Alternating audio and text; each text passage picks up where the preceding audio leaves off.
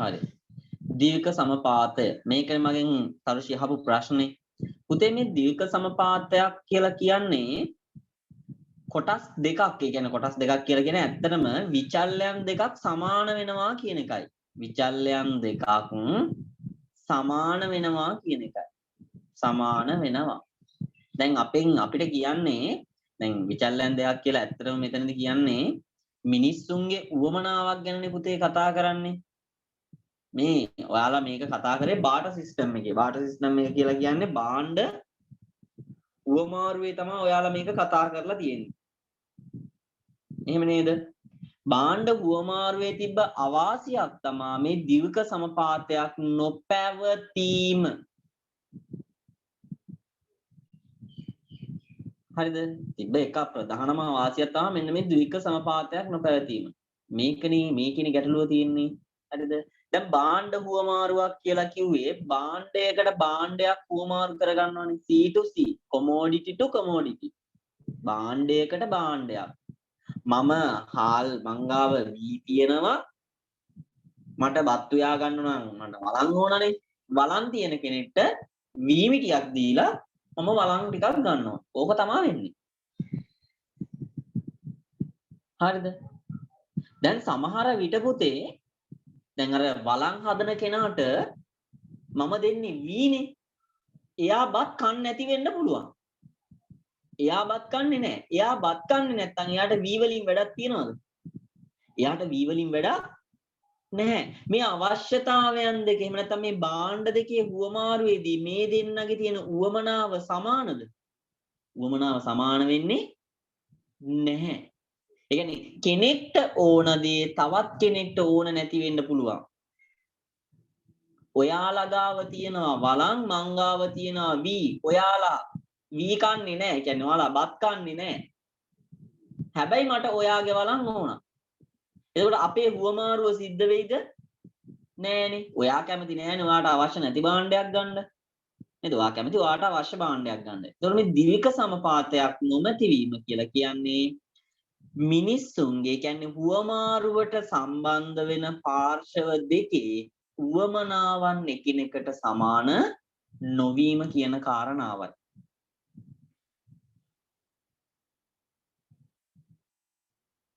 හොඳද? ඔන්න ඕකයි දීර්ඝ සමපාතයක් නොපැවතීම කියලා කියන්නේ. පැහැදිලිද? හරි. තව මොනවාද ඔය වගේ ප්‍රශ්න තියෙන්නේ?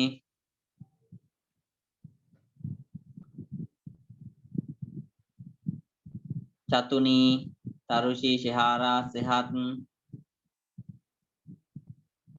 ආදිත්‍යා, නිත්මිහංසිකා, නිත්මි, කවීෂා, ගිම්හානි, දාරානි, චතුනි, අමීෂා කට්ටිය මට කියන්න ඔයාලට මොනවද තියෙන්නේ ප්‍රශ්න කියලා. ඔය වගේ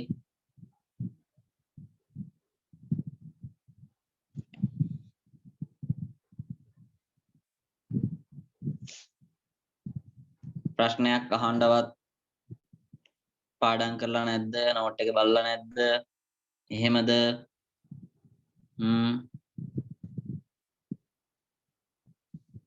දිනිදි භාග්‍යයා ඉන්නවද පන්තියේ? නෑනේ.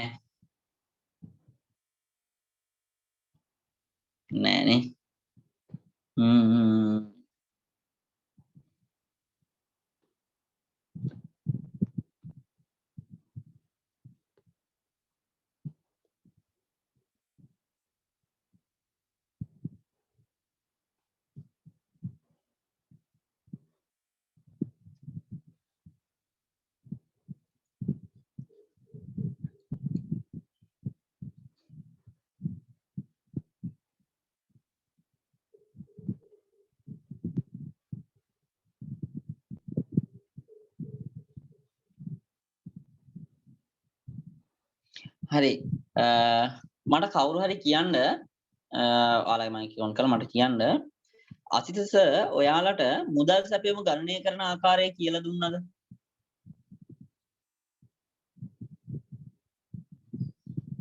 ඔයාලට මුදල් සැපයීම ගණනය කරන ආකාරය කියලා දුන්නද? අර සූත්‍ර 4නේ. ඔව් මොනවාද? පටු මුදල් සැපයීම, පුළුල් මුදල් සැපයීමයි M2B මුදල් සැපයුම ඊට පස්සේ M2B M2B කියලා කියන්නේ මොකද්ද? ඉන්න බලලා කියන්නේ.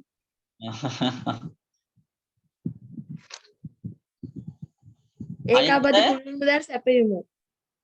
ඒකාබද්ධ තුම් මේ වගේ මේවා M1 M2 M2B එහෙම මතක තියාගන්නවා වගේම අරවත් මතක තියාගන්න. ඒකාබද්ධ පුළුල් මුදල් සැපයුම M4 M4 කියලා කියන්නේ මුදල් සමස්තය. අනේ මන්ද කියන්න බෑ මිෂා. මේ වගේ සමීකරණය ඔයාලා ලියාගෙන තියෙනවනේ. නේද? ගණනය කිරීම කරේ නැහැනේ. ගණනය කිරීම. ඒ කියන්නේ මම කියන්නේ මොනවාද පට මුදල් සැපයුමට මොනවාද අයිති උනේ? CP ඊට පස්සේ DDP DDP ඉල්ලුම් තැන්පතු demand deposit. හරිද? මේවට අගයන් දීලා ඊට පස්සේ පට මුදල් සැපයුම එහෙම ගණනය කරේ නෑනේ. නිකන් අර බිලියන එහෙම දාලා අපිට නිකන් ගාණක් කියලා දුන්නා. එකයිනේ. ආ හරි. එහෙම ගණනය කිරීම ඔයාලට එන්නේ නැහැ. ආවත් අවුලක් නැහැ. ඕක කරගන්න පුළුවන්. يعني එන්නේ නැහැ. මේ ඔයාලා ඔය සමීකරණ ටික විතරයි ඔයාලට මතක තියෙන්න ඕන. ඉන්දා ඔය සමීකරණ නම් මතක තියාගන්න වෙනම ඈ. මුදල් සැපයුම් ගණනය කරන ආකාරයන් කියලා කිව්වම ওই ටික තියෙන්න ඕන. ඊට පස්සේ සාර්වාර්ථිකය කියන කොටසේ මම මේ අසිස ළමයින්ට කියලා තියෙනකම් මම කියන්නේ මූල්‍ය ප්‍රතිපත්ති හා එහි උපකරණ ගණනය කිරීම කරලා නැහැ. හැබැයි ඔයාලට කියලා තියෙනවානේ මූල්‍ය ප්‍රතිපත්තියයි ඒකේ උපකරණ ටිකයි මොනවාද කියලා. මූල්‍ය ප්‍රතිපත්තියේ උපකරණ මොනවාද තියෙන? මුදල් සැපයීමයි පොලි අනුපාතය. මුදල් සැපයීමයි පොලි අනුපාතයයි. ගණනය කිරීම අවශ්‍ය නැහැ. අවබෝධය පමණයි ඕන.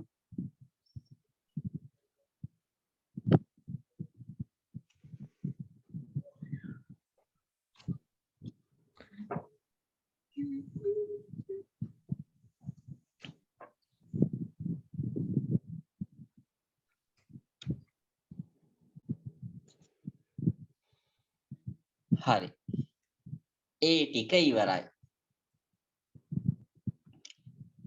වෙන ප්‍රශ්න නැහැ නේද? වෙන ප්‍රශ්න නැහැ. හැබැයි ආය අහන්න බෑ. දැන් ටයිම් එක දෙනවා. ශහාරා? ඔව් සර්. ඔව්. ප්‍රශ්න මුකුත් නැහැ. මං අහන්නද ඔයාලගෙන් ප්‍රශ්න කීපයක්?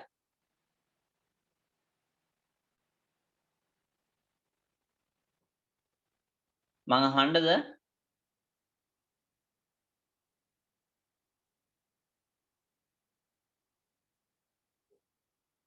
හරි.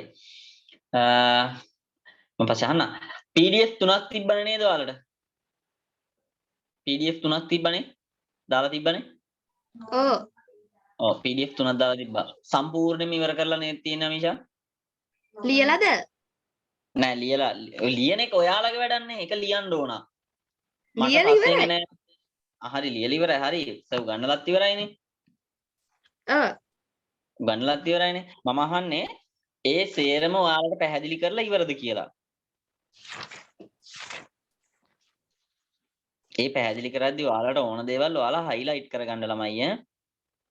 අපිට මේ අර දීපු ඒ වගේ අන්තර්ජාතික වෙළඳාමයි විදේශ වෙළඳාමයි තමයි කරේ නැත්තේ. අන්තර්ජාතික වෙළඳාමයි විදේශ වෙළඳාමයි කියලා කියන්නේ එක පාඩමක්. ඒක තමයි මම දැන් උගන්වන්න යන්නේ. ඊට කලින් මම කියන්නේ මේ ඔයාලට සාර්ථකය කියලා PDF එකක් තියෙනවා. හොඳද? ඊට පස්සේ මුදල් බැංකු මිල මට්ටම් කියලා PDF එකක් තියෙනවා. හොඳද? ඊට පස්සේ මූල්‍ය ආයතන කියලා PDF එකක් තියෙනවා. මම මේ PDF තුනෙන් අහන්නේ ඔයාලට මුල ඉඳන් අගට සියල්ලක්ම අසිත පැහැදිලි කළාද? කරා අර දිනිතිට මොකද්ද මතක් කරන්නත් කිව්ව හැබැයි. ඒක තමයි මම කිව්වේ. දින දින මතක් කරන්න කියප එක තමයි මම දැන් මේ කිව්වේ. කලින් කිව්වේ. ඒ දේවල් ටික. හරි. ඊට පස්සේ මූල්‍ය අතරමැදිකරණය කියලා දෙන්නේ නැතිනේ. ඒවා ටිකත් කියලා දීලා තියෙනවා. හරි. සංකෝචනාත්මක මූල්‍ය ප්‍රතිපත්තියයි ප්‍රසාරණාත්මක මූල්‍ය ප්‍රතිපත්තියයි ගැන ඔයාලට පැහැදිලි කරාද?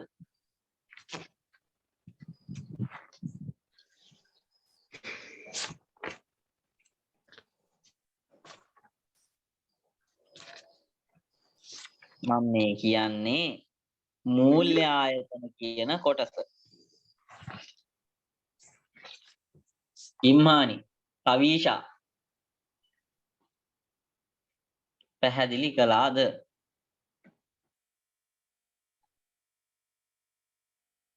ප්‍රමාණාත්මක මූල්‍ය ප්‍රතිපත්තිය සංකෝචනාත්මක මූල්‍ය ප්‍රතිපත්තියයිද? ප්‍රමාණාත්මක නෙමෙයි. හ්ම් නෝට් එක බලාගෙනත් මොනවාද අමීෂා කුණුහරුප ලියලා තියෙන්නේ? මගේ නම් වෙන එකක් වෙනත් පෙරලන්නේ. නෑ ප්‍රසාරණාත්මක මූල්‍ය ප්‍රතිපත්තිය කියලා එකක් තියෙනවා.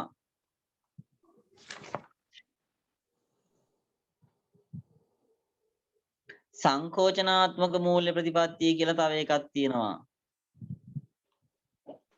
හරි. තියනවද? හ්ම්. ඊට පස්සේ ඕකේ තියෙනවා අර ඔයාලා කියන මොනවාද මූල්‍ය පාලන උපක්‍රම විදිය මේ උපක්‍රම වලට තියෙනවා ගුණාත්මක පාලන විදි ප්‍රමාණාත්මක පාලන විදි කියලා. ඒවා නම් කියලා දෙන්න ඇති. නේද? ඔය ටික දැන් මේ උතන තියෙන ප්‍රශ්නේ ළමයි ඔයාලට මතක නැහැ මොනවාද ඉගැන්නුවේ නැත්තේ කියන එක ඇත්තටම ඔයාලට මතක නැහැ දැන් මේ. එහෙම එකක් තියෙන්නේ. අසිත මට කතා කරලම කිව්වා මේ දෙක කරේ නැහැ මේක කරන්න කියලා.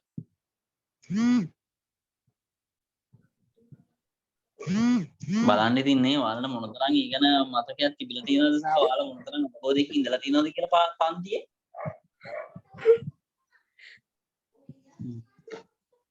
මෙම කරන්න ඔයාලා විභාගයට යන්න කලින් ළමයි ඔය මේ ගමේ දේවාලෙට එහෙම ගිහිල්ලා පොල් ගෙඩියක් එහෙම ගහන්න. කියන්නේ ඔයාලා පොල් ගෙඩිය ගහන්න ඕන මොනවද දන්නවද? අපි පාඩම් කරන ඒවා අපිට අමතක වෙන්න එපා කියන තැන ඉඳලා. එච්චරයි. විභාගේ පාස් කරවන්න බෑනේ දෙවියන්ට. විභාගේ පාස් කරවන්න බෑ. එහෙනම් ඉතින් හැමෝම විභාග පාස් වෙන්න බෑ නේ. පන්ති යන්න ඕනේ නැහැ, පාඩම් කරන්න ඕනේ නැහැ. උදේ ඉඳන් හවස් වෙනකන් දේවාල ළඟට වෙලා කන්න ලව් කර කර ඉන්න තමයි තියෙන්නේ. එහෙම නෙමෙයි මේ ගහන්න. පොලිය එකක් නෙමෙයි පුරාණ විල්බරක් එක පුරවලා අරගෙන යන්න. නාන්න පාමිස ඇත්ත මම මේ කියන්නේ. ඔයාලට දවස් දෙක තුනකට කලින් උගන්වපු එකේ මේ උගන්වපු ඒ කියන්නේ පාඩම් කරපුවානේ. මේනේ මම මේ අහන්නේ. උගන්වපුවා ටික අහන්න. හරි. පුතේ මූල්‍ය ප්‍රතිපත්තිය දැන් මෙතනට එන්න කලින් මම ඔයාලට චූටි වෙනසක් කියලා දෙන්නම්. අපේ ප්‍රතිපත්තිවල තියෙනවා ඒ කියන්නේ ආර්ථික ප්‍රතිපත්තිවල තියෙනවා මූල්‍ය ප්‍රතිපත්තිය සහ මූල්‍ය ප්‍රතිපත්ති වචන දෙකක් තියෙනවා හොඳද මූල්‍ය ප්‍රතිපත්තියයි රාජ්‍ය මූල්‍ය ප්‍රතිපත්තියයි මූල්‍ය ප්‍රතිපත්තියයි රාජ්‍ය මූල්‍ය ප්‍රතිපත්තියයි මේ දෙකෙන්ම අදහස් වෙන්නේ එකක්ද එහෙම නැත්නම් දෙකක්ද මූල්‍ය ප්‍රතිපත්තිය රාජ්‍ය මූල්‍ය ප්‍රතිපත්තිය කියලා ආමන්ත්‍රණය කරන්නේ එකකටද එහෙම නැත්නම් දෙකකටද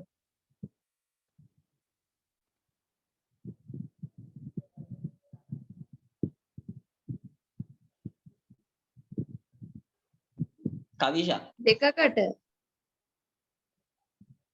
දෙකකටනේ දෙකකට ඔව් දෙකකට මොකක්ද මූල්‍ය ප්‍රතිපත්තිය කියලා කියන්නේ පෙරලන්න එපා කවිෂා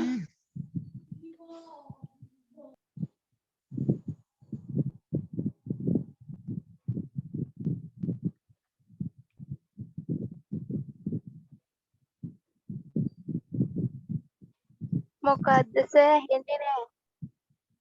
ඇහෙන්නේ නැද්ද සිග්නල් මදිද මම ඇහුවේ හරි. එහෙනම් වෙන එක්කෙනා මට කියන්න අපේ ශහරට සිග්නල් දිනනවානේ. ශහර. මූල්‍ය ප්‍රතිපත්තිය කියලා කියන්නේ මොකද්ද ශහර? මුදල් සැපයුම ණය සැපයුම සහ පොලී අනුපාතයට බලපෑම් කරන ප්‍රතිපත්තිය. බලපෑම් කරන ප්‍රතිපත්තිය. එතකොට රාජ්‍ය මූල්‍ය ප්‍රතිපත්තිය කියලා කියන්නේ මොකද්ද?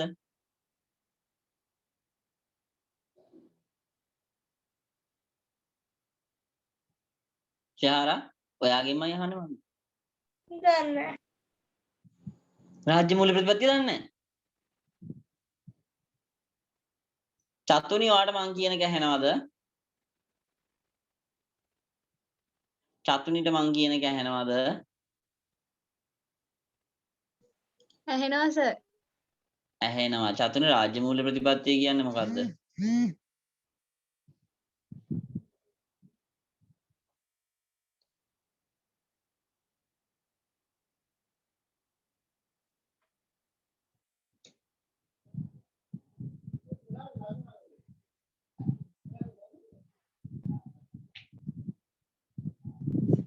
ඔය චතුනිට දැන් ඇහෙන්නේ නැද්ද?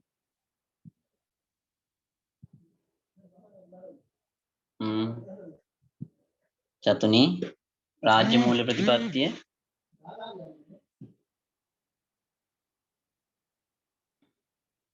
කවුද ළමයි දන්න කෙනෙක් කියන රාජ්‍ය මූල්‍ය ප්‍රතිපත්තිය ගිම්හානි දන්නවද?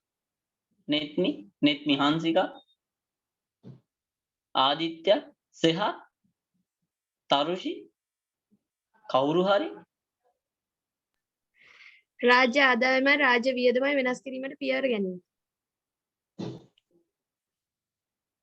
රාජ්‍ය ආදායමටයි රාජ්‍ය වියදමටයි බලපෑම් කරන කරුණු ඇතුළත් ප්‍රතිපත්තිය තමයි රාජ්‍ය මූල්‍ය ප්‍රතිපත්තිය කියලා කියන්නේ.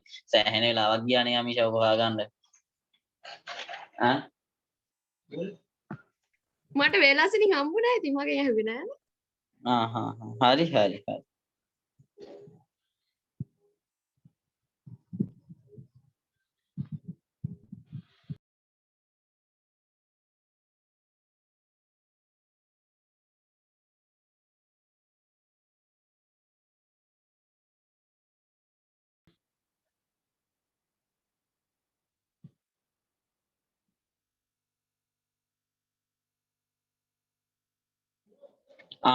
පිස්කල් ප්‍රතිපත්තිය කියලා කියන්න එපාලු නේ. තවශි රාජ්‍ය මූල්‍ය ප්‍රතිපත්තියට තමයි ෆිස්කල් ප්‍රතිපත්තිය කියලා කියන්නේ. මේකට තව නම් කියන මං කියන්න හිටියා. මේකට කියනවා මොකද්ද? ෆිස්කල් ප්‍රතිපත්තිය කියලා කියනවා. හරිද? අයවැය ප්‍රතිපත්තිය කියලා කියනවා. අයවැය ප්‍රතිපත්තිය කියලා කියනවා. හැබැයි විභාගෙදින් ඔයාලගෙන් අහන්නේ මූල්‍ය ප්‍රතිපත්තියේ හා රාජ්‍ය මූල්‍ය ප්‍රතිපත්තියේ වෙනස පැහැදිලි කරන්න කියලායි කියන්නේ. මොකද දන්නවා ළමයි මේ නම් දෙක කියපු ගමන් මූල්‍ය ප්‍රතිපත්තියයි රාජ්‍ය මූල්‍ය ප්‍රතිපත්තියයි පටල ගන්නවා කියලා. මේ නම් දෙකත් මතක තියාගන්න. එතන මූල්‍ය ප්‍රතිපත්තිය කියන්නේ රටේ මුදල් සැපයීමට සහ පොලී අනුපාතිකයන්ට බලපෑම් කිරීම. රාජ්‍ය මූල්‍ය ප්‍රතිපත්තිය කියලා කියන්නේ රටේ ආදායමට සහ වියදමට බලපෑම් කිරීමට අවශ්‍ය කරන එහෙම නැත්නම් වෙනස් කිරීමට ඔය කියන කටයුතු කිරීමට අවශ්‍ය කරන කරුණු ඇතුළත් කරලා සකස් කරන ප්‍රතිපත්තිය තමයි අපි කියන්නේ රාජ්‍ය මූල්‍ය ප්‍රතිපත්තිය කියලා.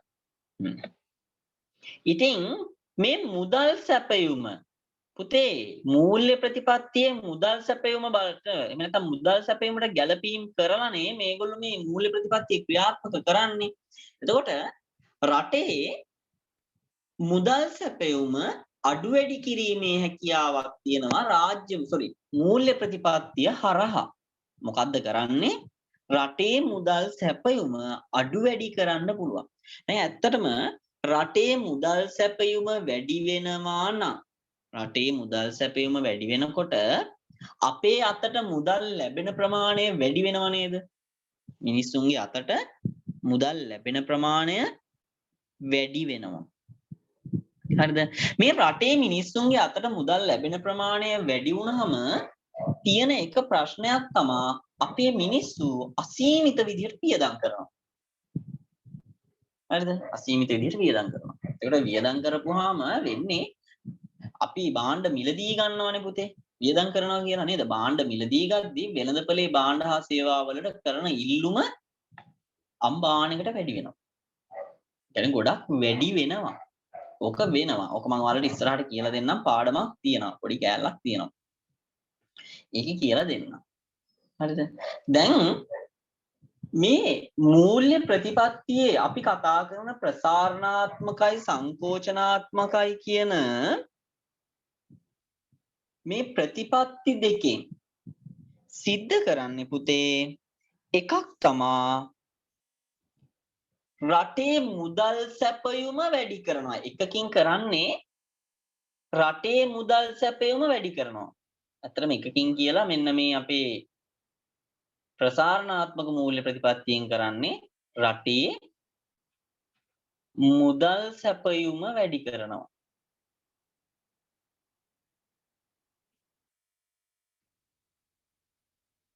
හරිනේ.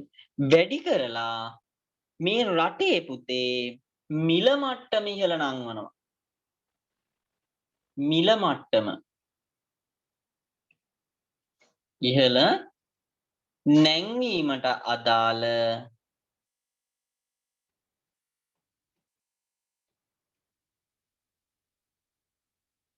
කටයුතු සිදුවන ප්‍රතිපත්තියටයි අපි කියන්නේ ප්‍රසාරණාත්මක ප්‍රසාරණාත්මක මූල්‍ය ප්‍රතිපත්තිය කියලා. රාජ්‍ය මූල්‍ය නෙමෙයි ප්‍රසාරණාත්මක මූල්‍ය ප්‍රතිපත්තිය කියලා.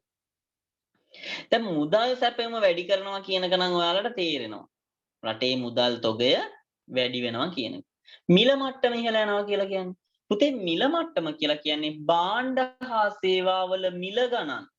මිනිස්සුන්ගේ අතේ සල්ලි වැඩි වෙනකොට මිනිස්සු භාණ්ඩවලට කරන ඉල්ලුම වැඩි කරද්දී වෙළඳපොලේ නිකම්ම ඒ කියන්නේ භාණ්ඩවල මිල ගණන් ඉහළ යනවා.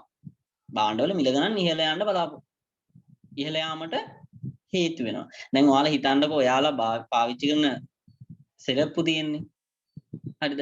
ඔය සෙරප්පු දෙකක් සාමාන්‍යයෙන් එක්කෙනෙක් දෙන්නෙක් නම් පාවිච්චි කරන්නේ ඕකට මහා ලොකු ඉල්ලුමක් නැහැනේ. ඒ කියන්නේ මිලක් නැහැනේ රුපියල් 100ක් විතර. හැබැයි හැමෝම ඕක පාවිච්චි කරනවා නම් ඕකේ මිල එන්න එන්න වැඩි කරනවා. ඇයි? අලවිය වැඩි හින්දා.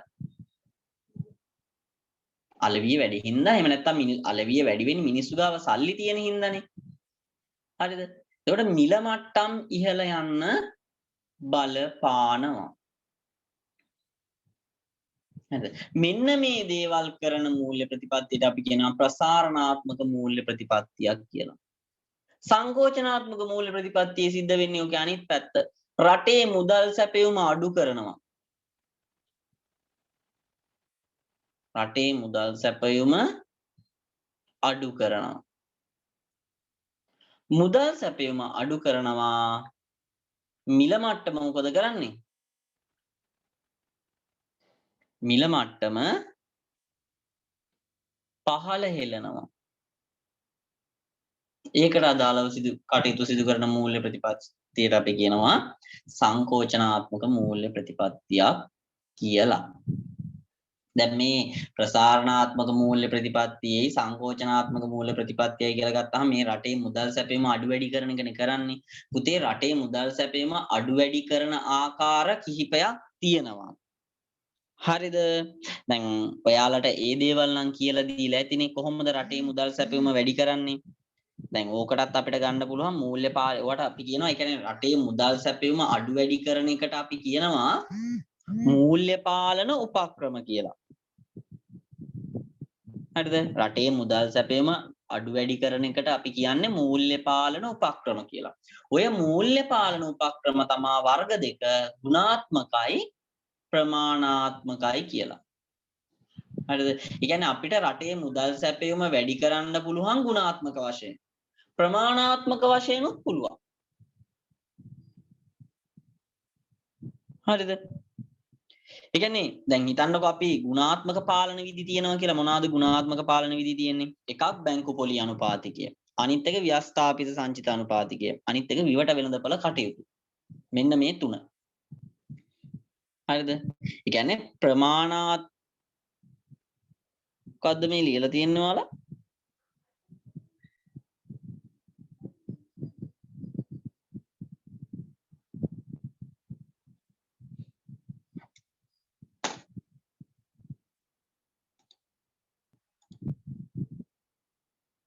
හරි. පුතේ ඔයාලා ඒක වරද්දලා ලියලා තියෙන්නේ. හරිද? ඒක අපි ඉස්සලා ලියාගෙන ඉමුකෝ. ඒක ඉස්සලා අපි ලියාගෙන ඉමු.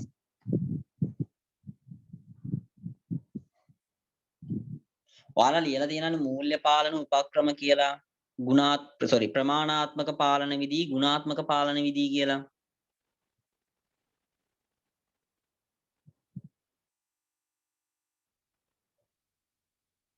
හරිද?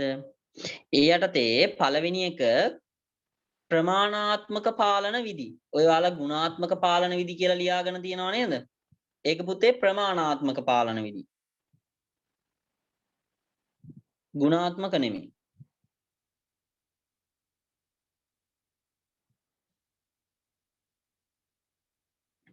එතන ඉඩක් තියලා තියනව නේද? මට මතක හැටියට මේ නෝට් එක ලිව්වේ ආදිත්‍යද? කවිෂද? මම ද්‍රවශීලතාවය විතරයි සර් ලිව්වේ. ඔයාලා ද්‍රවශීලතාවය විතරයි ලිව්වේ.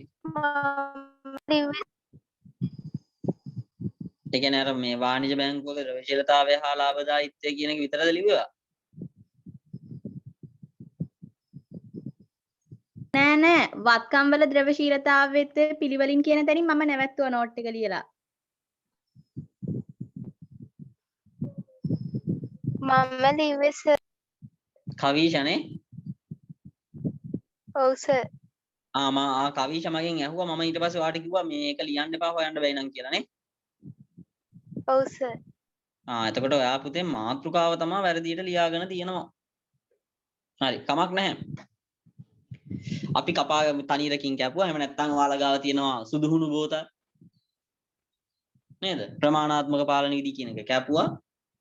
ගුණාත්මක පාලන විධි කියන එක කැපුවා. ලියනවා ප්‍රමාණාත්මක පාලන විධි කියලා. ප්‍රමාණාත්මක පාලන විධි. ඔන්න දැන් හරි. මොකද්ද මින් අදහස් කරන්නේ මුදල් සැපයුම ප්‍රමාණාත්මකව අඩු හෝ වැඩි කිරීමයි. කියන්නේ මුදල් ප්‍රමාණය අඩු වැඩි කරන්න පුළුවන්. දැන් රටේ මුදල් සැපයුම මිලියන 100යි කියන්නකෝ. අපිට මිලියන 150ක් කරන්න ඕන නම් ප්‍රමාණය කරන්න පුළුවන්. මේක අඩු කරන්න පුළුවන් නම් අපිට පුළුවන් මේකේ තියෙන දේවල් වලට ගලපලා මිලියන 50කට ගේන්නත් පුළුවන්. ප්‍රමාණය අඩු කරන්න පුළුවන්. ඒ කරන්න පුළුවන් ක්‍රම තමා තියෙන දරුවනේ ඔන්න පහලා තියෙනවා එකක් මොකද්ද එකක් දීලා තියෙනවා ඔයාලට බැංකු පොලි අනුපාතිකය කියලා. බැංකු පොලි අනුපාතිකය. හරිද? රටේ මුදල් සැපයුම අඩු කරන්න ඕන නම් හරිද? රටේ මුදල් සැපයුම අඩු කරන්න ඕන නම් පොලි අනුපාතික ඉහළ දැමිය හැකි. රටේ මුදල් සැපයුම අඩු කරනවා නම් රටේ බැංකු පොලි අනුපාතිකය ඉහළ දාන්න ඕන. ඇයි ඉහළ දාන්න ඕන? දැන් ඔයාලගේ අතේ තියෙන සල්ලියට ඉහළ පොලියක් ලබා දෙනවා කියලා කිව්වොත් ඉතිරි කිරීම සඳහා ඉහළ පොලියක් ලබා දෙනවා කියලා කිව්වොත් එහෙම නැත්නම් වැඩි පොලියක් ලබා දෙනවා කියලා කිව්වොත් ඔයාලා මොකද කරන්නේ? ඔයාලගේ අතේ තියෙන සියලුම මුදල් ටික ගිහිල්ලා බැංකුවේ තැන්පත් කරනවා. දැන් ඔයාලගේ අතේ සල්ලි තියෙනවද? රටේ සල්ලි තිබ්බට අතේ සල්ලි තියෙනවද? නෑ. රටේ සල්ලි තිබ්බට අතේ සල්ලි නෑ. තියෙන්නේ බැංකුවේ. ඔන්න බැංකුවේ සල්ලි තියෙනවා. ඊළඟට බැංකු පොලි අනුපාතිකය ඉහළ දානවා කියලා ණය දෙන පොලි අනුපාතිකයත් ඉහළ දානවා. දැන් ඉස්සර නම් අඩු පොලියක් තිබ්බනම් අපි ගාව සල්ලි නැත්තම් බැංකුවෙන් ලෝන් එකක් දාලා ට්‍රිප් උනත් යන්න පුළුවන්. ට්‍රිප් එකක් හරි ගියයි. ඇයි පොලි අඩුයි. දැන් පොලි අනුපාතිකයේ වැඩි මිනිස්සු ණය ගන්නෙත් නැත. ඕකක් තියෙනවා. මේ එකිනෙකට එකක් සම්බන්ධයි ඈ. ඔන්න බැංකු පොලි අනුපාතිකය ඉහළ දාපුවම ඔය කියන දේවල් දෙක වෙනවා. මුදල් සැපයීම ප්‍රමාණාත්මකව අඩු කරන්නයි යන්නේ. ඊට පස්සේ මේ ව්‍යවස්ථාපිත සංචිත අනුපාතය කියලා එකක් තියෙනවා. ව්‍යවස්ථාපිත සංචිත අනුපාතිකය. පුතේ මේ ව්‍යවස්ථාපිත සංචිත අනුපාතිකය කියලා කියන්නේ වාණිජ බැංකුවක් තමන්ගේ තැන්පතු වෙනුවෙන් මහ බැංකුවේ තැන්පත් කළ යුතු මුදල් ප්‍රමාණයක්. දැන් බැංකුව විදිහට කටයුතු කරන්නේ මහ බැංකුවනේ. එතකොට මහ බැංකුවට පුළුවන් ව්‍යවස්ථාපිත සංචිත අනුපාතිකය ඉහළ දාලා වාණිජ බැංකුවල ද්‍රවශීලතාවය මහ බැංකුවට උරා ගන්න. එහෙම නැත්නම් මහ බැංකුවට ඇදලා ගන්න පුළුවන්. මේ මොකද්ද මේ උනේ? ව්‍යවස්ථාපිත සංචිත අනුපාතිකයක් තියනවලු. ඕක ඉහළ දාන්න පුළුවන්ලු. ඕක ඉහළ දාපුවම වාණිජ බැංකුවල ද්‍රවශීලතාවය මහ බැංකුවට ඇදලා ගන්න පුළුවන්. වාණිජ බැංකුවල ද්‍රවශීලතාවය කියන්නේ දරුවනේ එදිනෙදා ගනුදෙනු සඳහා ළඟ තබා ගන්න මුදල් ප්‍රමාණය. එදිනෙදා ගනුදෙනු සඳහා ළඟ තබා ගන්න මුදල් ප්‍රමාණයට අපි කියනවා වාණිජ බැංකුවක ද්‍රවශීලතාවය කියලා. හරිද?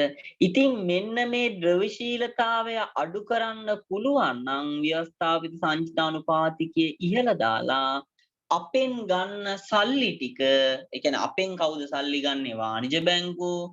යාලෑ පොලි අනුපාතික ඉහළ හින්දා ඒවත් වාණිජ බැංකුව වලට යාලගේ ආයෝජන කටයුතු වල තියාගන්න විදිහක් නැහැ. නැත්නම් බැංකුව වලට යාලගේ ආයෝජන කටයුතු වලට තියාගන්න විදිහක් නැහැ. මහ බැංකුවේ තැන්පත් කරන්න ඕන. දැන් හිතන්නකෝ මගෙන් රුපියල් 10000ක තැන්පතුවක් බැංකුවට යනවා කියලා. රුපියල් 10000ක තැන්පතුවක් බැංකුවට යනවා. ව්‍යවස්ථාපිත සංචිත අනුපාතිකයේ 10% විදිහට මහ බැංකුව නියම කරලා තියෙනවා.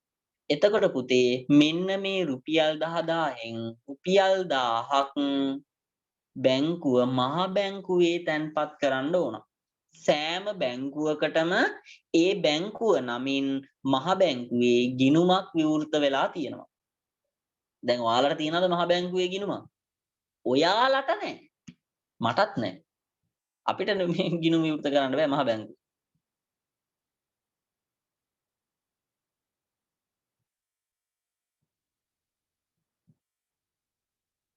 හොඳද?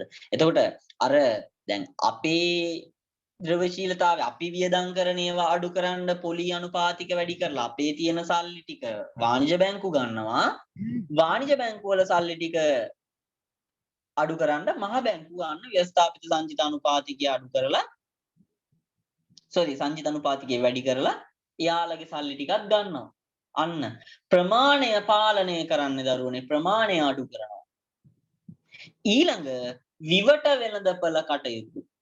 මේක විවිධ වෙළඳපළ කටයුතු නෙමෙයි. අපේ සමහරු මේක පටල ගන්නවා විවිධ වෙළඳපළ කියලා. විවිධ නෙමෙයි. මේක විවට.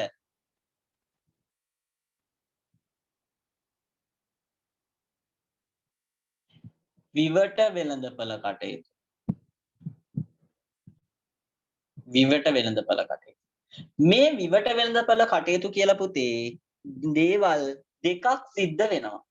දේවල් දෙකක් සිද්ධ වෙනවා. එකක් තමා සුරකුම්පත් මිලදී ගැනීම. සුරකුම්පත් මිලදී ගැනීම. අනික සුරකුම්පත් විකිණීම.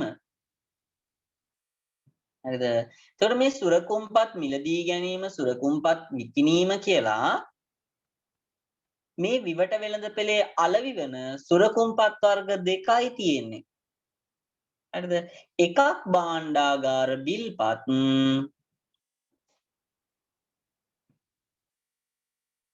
අනික භාණ්ඩාගාර බැඳුම් කර.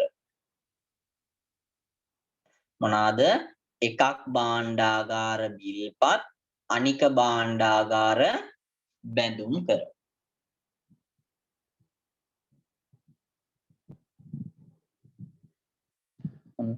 භාණ්ඩාගාර බිල්පත් භාණ්ඩාගාර බැඳුම් කර ගැන ඔයාලා අහලා තියෙනවද?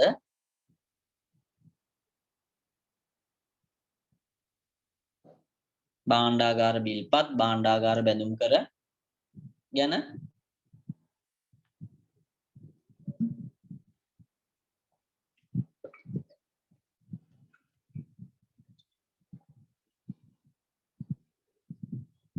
අමීෂ අහලා තියනවද මීට කලින් මම කියලා තියනවද කවිෂ මම මීට කලින් කියලා තියනවද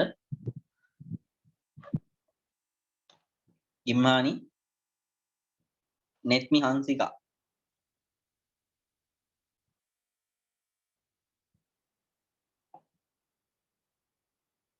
අපේ අනිත් නෙත්මි කතා කරන්නේ නැහැ නේ ළමයි ෂෙහාරා භාණ්ඩාගාර බිල්පතුයි භාණ්ඩාගාර බැඳුම් කරුව ගැනයි මම උගන්වලා තියෙනවද මම මේ ෂෙහාරගෙන් අහන්නේ භාණ්ඩාගාර බිල්පත් කියන්නේ රජයේ කෙටි කාලීන අවශ්‍යතා සපුරා ගන්න නිකුත් කරන බිල්පත්. භාණ්ඩාගාර බැඳුම් කර කියන්නේ රජයේ දිගු කාලීන මුදල් අවශ්‍යතා සපුරා ගන්න නිකුත් කරන බිල්පත් නේ. හරියටම හරි. මොකක්ද භාණ්ඩාගාර බිල්පතක් කියලා කියන්නේ දැන් ඇත්තටම මේ සුරකුම්පත් කියලා කියන්නේ දරුනේ රජයට අවශ්‍ය කරන අරමුදල් සම්පාදනය කර ගැනීම සඳහා තමයි මේ දේවල් තියෙන්නේ. රජයේ මොනවා හරි ව්‍යාපෘති තියෙනවා නම් ඒ ව්‍යාපෘති වලට මුදල් අවශ්‍යයි නම් මේගොල්ලෝ මේ සුරකුම්පත් මිලදී ගැනීම මේ සුරකුම්පත් ආශ්‍රිත ගනුදෙනු සිද්ධ කරනවා. හොඳද? ඒ ගනුදෙනු සිද්ධ කරන සුරකුම්පත් වර්ග දෙකක් තමයි එකක් භාණ්ඩාගාර බිල්පත් අනික් එක භාණ්ඩාගාර බැඳුම් කර. හරිද?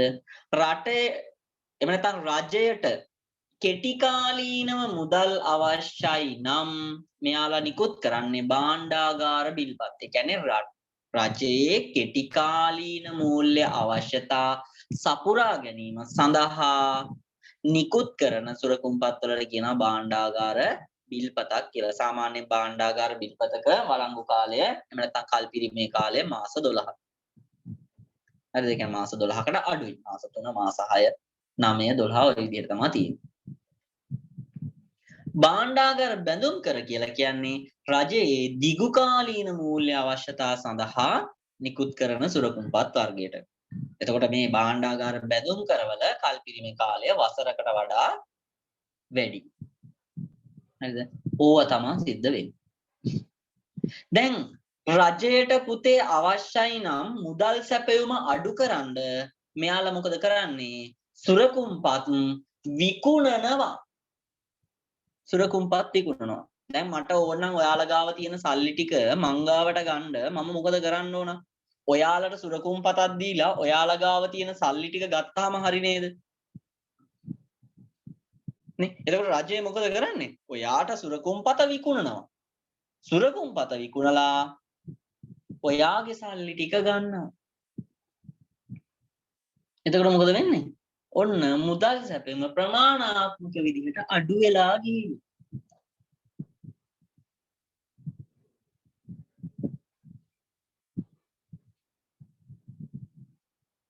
හරිද? දැන් අපි බලමුකෝ කොහොමද මුදල් සැපෙම මේ අර දැන් අපිව කතා කරේ සංකෝචනාත්මක මූල්‍ය ප්‍රතිපත්තිය ක්‍රියාත්මක කරන විදියනේ. එහෙනම් ප්‍රසාරණාත්මක මූල්‍ය ප්‍රතිපත්තිය ක්‍රියාත්මක කරන්නේ කොහොමද මෙයාලා? මෙයාලා ප්‍රසාරණාත්මක මූල්‍ය ප්‍රතිපත්තිය ක්‍රියාත්මක කරද්දී දරුවනේ රටේ පොලී අනුපාතික අඩු කරනවා. රටේ පොලී අනුපාතික අඩු කරනවා. රටේ පොලී අනුපාතිකය අඩු කරපුවාම මොකද වෙන්නේ? අපි මුදල් බැංකුවේ දාන්නේ නැහැ. ඇයි බැංකුවේ දාන්නේ නැත්තේ? බැංකුවේ දාන එක අපිට පාඩුයි. අපි සල්ලි තැන්පතු විදිහට බැංකුවේ දාන එක පාඩුයි. ණය විදිහට ගන්න එක ණය ගන්න එක වාසි. දැන් අපිට හිතුන විදිහට මොකක් හරි දෙයකට දැන් ඔයාලට ඇත්තටම කඩේට ගිහිල්ලා කන්න ඕන කියලා හිතනවා සල්ලි නැත්තම් බැංකුවට ගිහිල්ලා ණයක් අරගෙන එන්න පුළුවන්. නැත්තම් ට්‍රිප් එකක් යන්න තියෙනවා රුපියල් 25000 30000ක් විතර ඕන නම් සල්ලි නැත්තම් ලොකු පොලියකුත් නැහැ පොලියක් අඩුයි නිකන් පොලියක් නැත් වගේ අන්න ඒවටත් ඔයාලා ණය ගන්නවා. පොලි අනුපාතික අඩු කරලා ඉන්නවා. රටේ මුදල් සැපයීම වැඩි වෙන එකයි දරුවනේ වෙන්නේ. පොලි අනුපාතික පහළ දාපුවාම. හරිද? ඊළඟට මහ බැංකුවත් මොකද කරන්නේ? මෙන්න මේ ව්‍යවස්ථාපිත සංචිත අනුපාතිකය අඩු කරනවා. 110 ඉඳන් 105ට අඩු කරනවා. 105කට අඩු කරනවා. කලින් නම් 10 තැන්පතුවකට රුපියල් 1000ක් මහ බැංකුවේ තැන්පත් කරන්න ඕන දැන් 500යි. කලින්ට වඩා රුපියල් 500ක් මෙයාලට මුදල් නිකුත් කරන්න පුළුවන්. දැන් බැංකු පුතේ මගේ රුපියල් 10000 අරගෙන එයාලා ඔක පරිස්සමට තියන්නේ නෑනේ. මෙයාලා මොකද කරන්නේ? තව අයට ණය විදියට දෙනවා. ණය විදියට දෙනවා. විවිධ ආයෝජන මාර්ගවල ආයෝජනය කරනවා. එතකොට මේ ආයෝජනය කිරීමේ හැකියාව හරි ණය විදියට දෙන එක හරි තව රුපියල් 500කින් වැඩි වෙනවා. ඕක එකතු වෙන්නේ සමාජයටනේ ආර්ථිකයටනේ. එහෙනම් ව්‍යවස්ථාපිත සංචිතානුපාතිකය අඩු කරලා පුළුවන් මොනා කරන්නද? මුදල් සැපයුම වැඩි කරන්න. මේ මුදල් සැපයුම ප්‍රසාරණාත්මක මූල්‍ය සැපයුම එහෙම නැත්නම් මේ මූල්‍ය ප්‍රතිපත්තිය ක්‍රියාත්මක කරන්න පුළුවන්. ඊළඟට විවට වෙළඳපළ කටයුතු වලදී පුතේ සුරකුම්පත් මිලදී ගන්න පුළුවන්. සුරකුම්පත් මිලදී ගන්න පුළුවන්. අර මහජනතාව සතුව තියෙන සුරකුම්පත් ටික රජය ආයේ මිලදී ගන්නවා මිනිස්සුන්ට සල්ලි දීලා. දැන් මම ඔයාලට සුරකුම්පත වික්කනේ. එතකොට ඔයාලගේ සල්ලි මං ගාවනේ තියෙන්නේ. දැන් මම මොකද කරන්නේ? සුරකුම්පතේ වටිනාකම ඔයාලට දෙනවා පොලියකුත් එක්ක. පොලියත් එක්ක දීලා සුරකුම්පත ඔයාලගෙන් ගන්නවා. දැන් කොලේ මංගාව සල්ලි ඔයාලා ගාව. මොකද වෙන්නේ? රටේ මුදල් සැපයුම වැඩි වෙනවා. රටේ මුදල් සැපයුම වැඩි වෙනවා නම් මේ ක්‍රියාත්මක කරලා තියෙන මොකද්ද? ප්‍රසාරණාත්මක මූල්‍ය ප්‍රතිපත්තිය. ඔන්න ඔය විදිහට තමයි පුතේ ප්‍රසාරණාත්මක මූල්‍ය ප්‍රතිපත්තිය ප්‍රමාණාත්මකව නැත්නම් ප්‍රමාණාත්මකව පාලන උපක්‍රම වලින් මේක අඩු වැඩි කරන්නේ. හරි. එහෙනම් ඊළඟට ලියා ගන්න ගුණාත්මක පාලන විධි කියලා.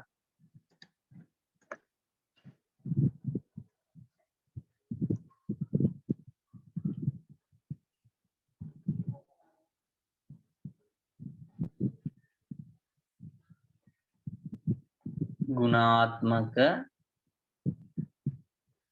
පාලන විධි.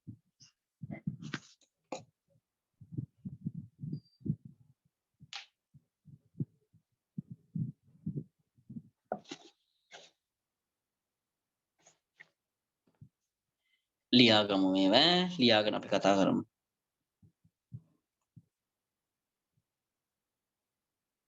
ණය පරිණත කාල ප්‍රකාශයට පත් කිරීම 2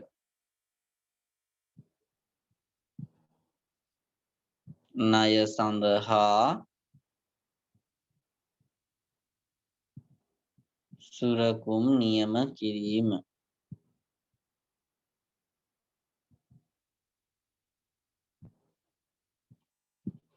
3 උපරිම සීමා පැනවීම.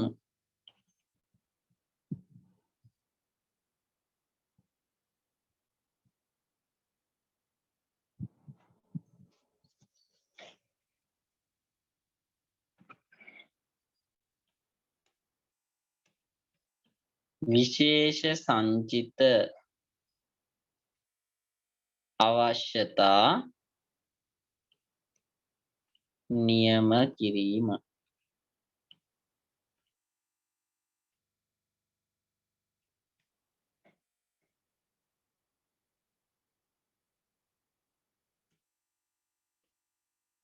මහ බැංකු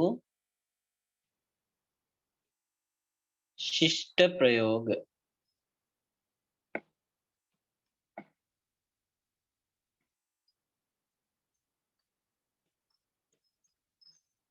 ප්‍රතිමූල්‍ය පහසුකම් ඇති කිරීම. ලියා ගන්න ඕනේ.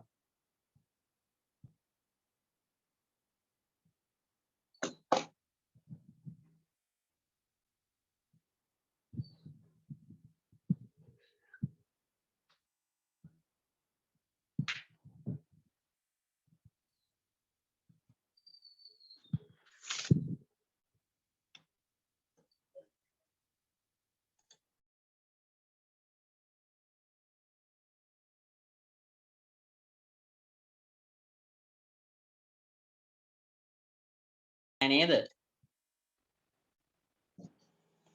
මේ කොටස් කතා කළේ නෑනේ. ළමයි දැන් ණය පරිණත කාල සීමා ප්‍රකාශයටපත් කරනවා කියලා කියන්නේ දැන් ඔයාට ණයක් දුන්නා කියලා කියන්නකො බැංකුව. ඒ ණය ගෙවා නිම කළ යුතු කාලයක් නියම කරනවා.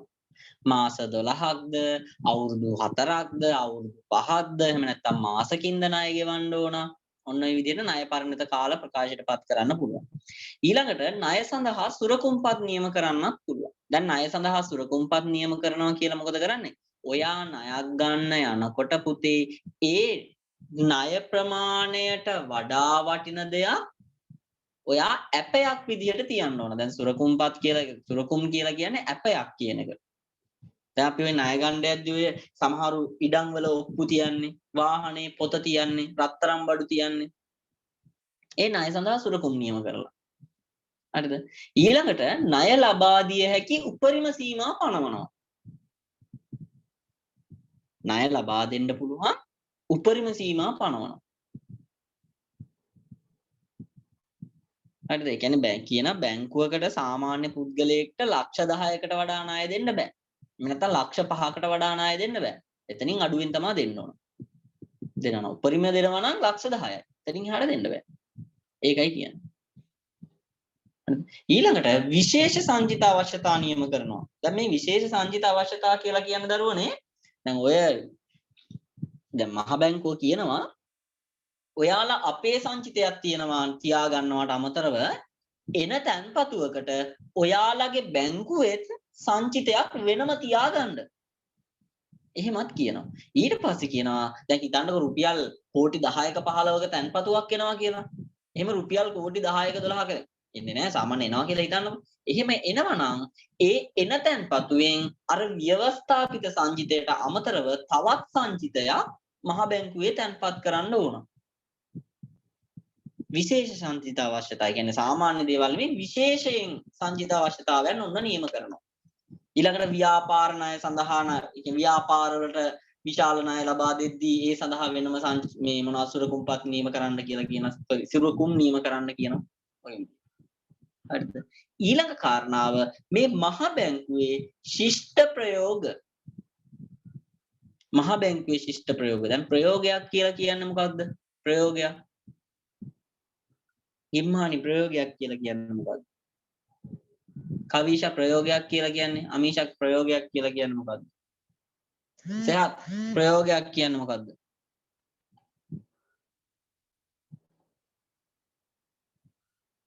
හංසිකා ප්‍රයෝගයක් කියන්නේ මොකද්ද? මම මේ වචනේ නිකන් අහන්නේ ඔයාලා. සිංහල පාස්නේ හැමෝම නේද? අඩුම තරමේ.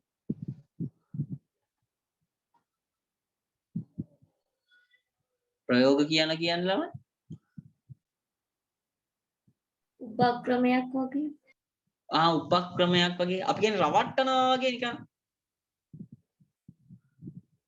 මැජික් කාර්ය ප්‍රයෝග කරනවා කියලා කියන්නේ ළමයි.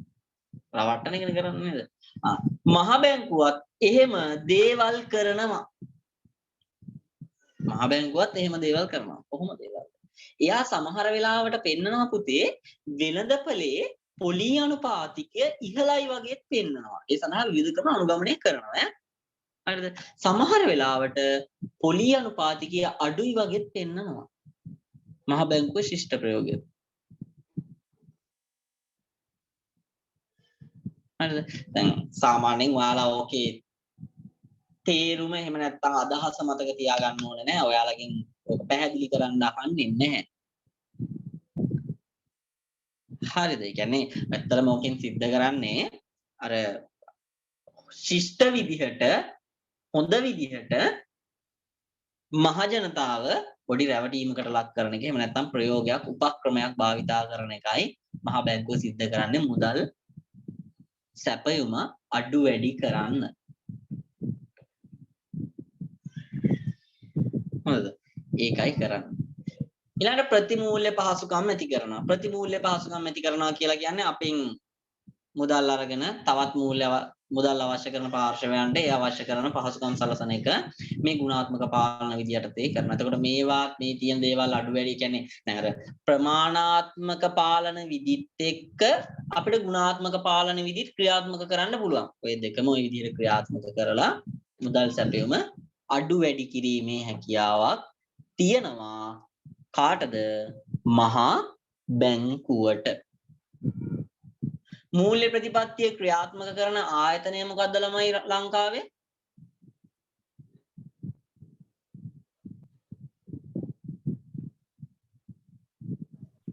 මහා බැංකුව. මහා බැංකුව. රාජ්‍ය මූල්‍ය ප්‍රතිපත්තිය ක්‍රියාත්මක කරන ආයතනය? රාජ්‍ය භාණ්ඩාගාරය. රාජ්‍ය භාණ්ඩාගාරය. එහෙම නැත්නම් රජය වෙනුවට මහා භාණ්ඩාගාරයනේ. හරි හරි. ඔයාලා හරි. එපමණද? හොඳ මට අහුණු ටික මම ඔයාලට කියලා දුන්නා.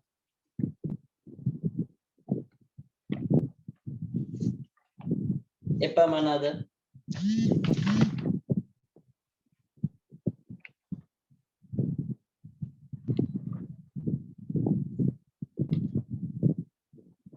එපමණයි.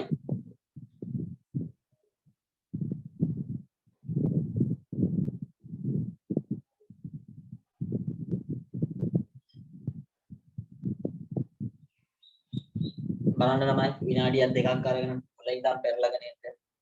බලන්න දෙන්න මම විනාඩි 5ක්. PDF තුනම ලියාගත්තු ඒවා ටික පෙරලගෙන ඇවිල්ලා බලන්න. ඈ දෙන්නද එහෙම ටයිම් එක? චතුනි, අමීෂා, ගිම්හානි, නෙත්නි, යාසිකා, ආදිත්‍ය, සහත්, ශහාරා, තරුෂි, චතුනි.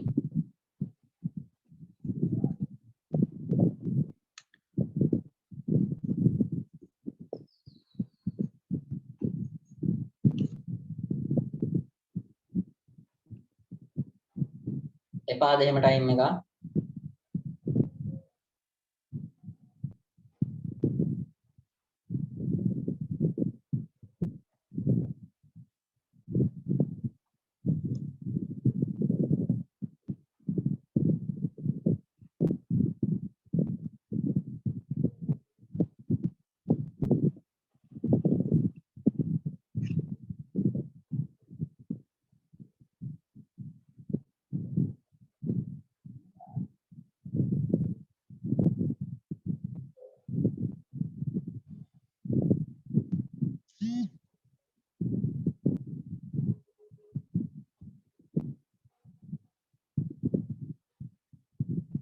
නෑ එහෙම ගැටලු නැහැ ඔයාලට.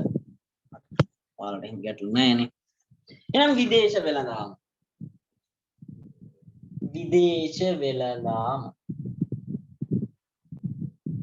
අයිද ඊළඟ පාඩම.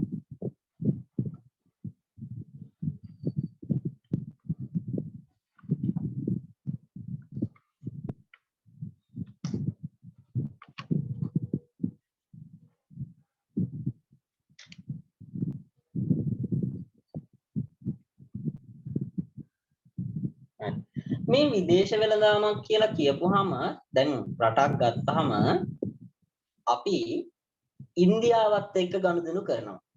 අපි චීනයත් එක්ක ගනුදෙනු කරනවා.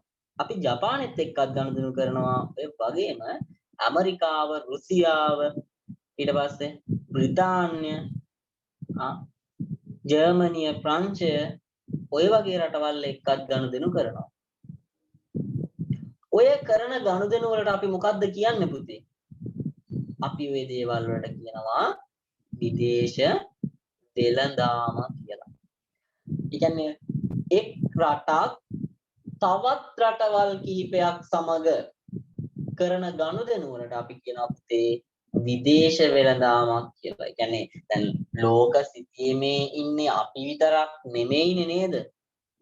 නේ රටවල් සහ ජනපද 210ක් 214ක් විතර තියෙනවනේ. ඔය තියෙන ඕනෑම රටක් සමග එහෙම නැත්නම් රටවල් සමග කරන ගනුදෙනු වලට අපි කියනවා විදේශ වෙළඳාම එහෙම නැත්නම් අන්තර්ජාතික වෙළඳාම කියලා. හොඳද? තවත් විදිහකට කියනවා නම් රටක් තමන්ගේ දේශ සීමාව ඇතුළත කරන ගනුදෙනු වලට අපි කියනවානේ දේශීය වෙළඳාම කියලා. හරිද? ඒ රටේ ඔය දේශ සීමා වලින් එපිටට ගිහිල්ලා අපි කියනවා පිටට ගියාම ඕක අවශේෂ ලෝකය. එහෙම නැත්නම් අනෙකුත් ලෝකය සමග සිදු කරන ගනුදෙනු වලට විදේශ වෙළඳාම කියලා. හරිද? එතකොට මේ විදේශ වෙළඳාමේදී පුතේ අපි දේවල් දෙකක් කරනවා. එකක් වෙනත් රටවලින්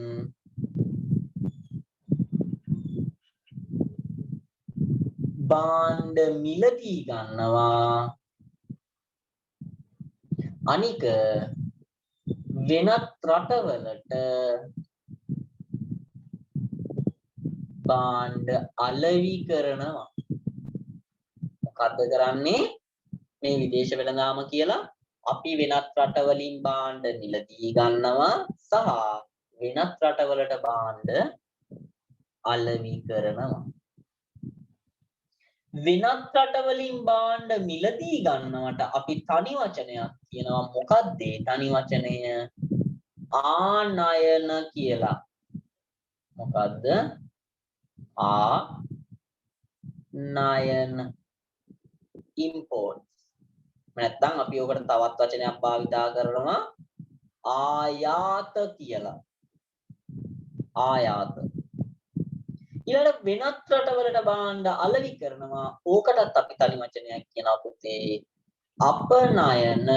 එහෙම නැත්තම් නිර්යාත කියලා. exports. නිර්යාත. ඔයාලගෙන් සමහර විට අහන්න පුළුවන් ආයාත සහ නිර්යාත කියලා අහන්නත් පුළුවන්.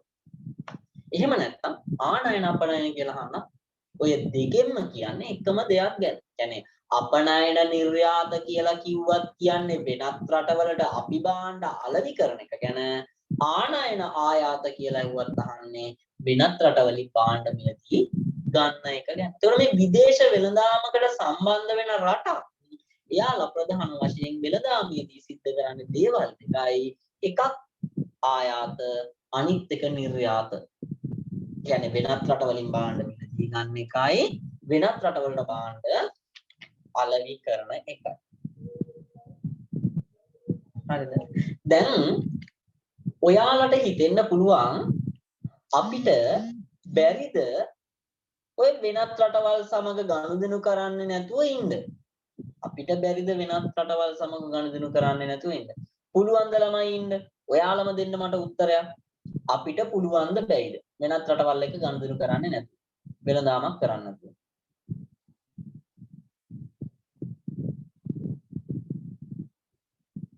හංසිකා කියනවා බෑ කියලා.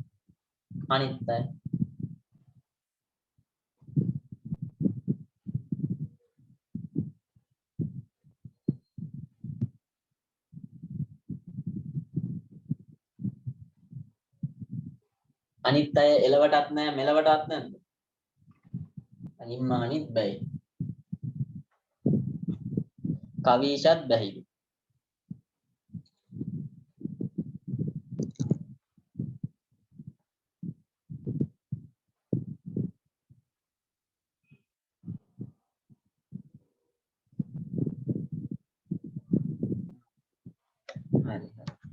බෑ ශිහාරත් බෑ කියලා තියෙනවා. ආදිත්‍යත් බෑ කියලා තියෙනවා. අනිත් බෑ කියලා තියෙනවා. ඔක්කොම බෑ කියලා තියෙනවා. මීෂා අට්ටිය බෑ තමා කියලා තියෙනවා. ඔයාලගේ උත්තරේ හරි ළමයි. රටකට මේ ලෝක සිතියමින් හුදකලා වෙලා කටයුතු කරන්න බෑ. අපි වර්තමානයේ ඉන්න මේ ආර්ථික ක්‍රම එක්ක දැන් ඇත්තටම අපේ රටට ඒ දේ කරන්න බෑ. වෙනත් රටක් කරත් අපේ රටට කරන්න බෑ. හරිද? අනිකුත් රටවල් ගත්තාමත් එහෙම තමයි දරුවනේ. හරිද? ඒ කියන්නේ රටකට විදේශ වෙළඳාම කියන එක නැතිව බෑ.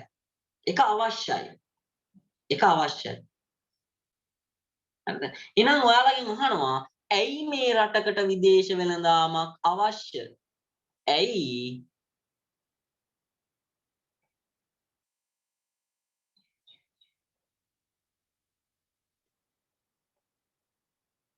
විදේශ වෙළඳාම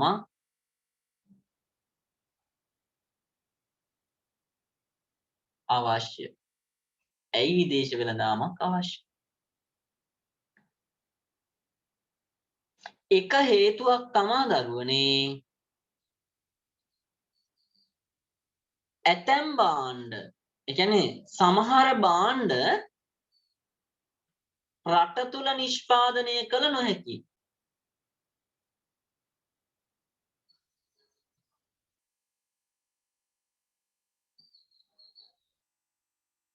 ඇතැම් භාණ්ඩ රට තුල නිෂ්පාදනය කළ නොහැකි.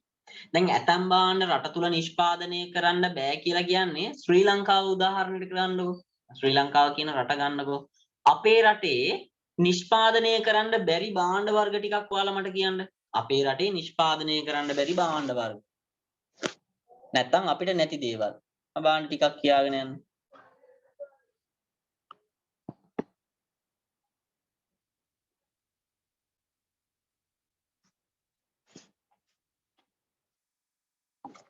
ලංකාවේ නෙමේද ඔයාලා? ඔයාලා හඳේද ඉන්නේ?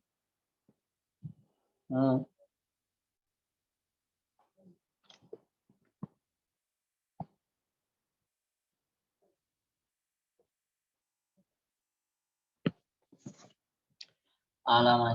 ඔයාලා හඳේද ඉන්නේ?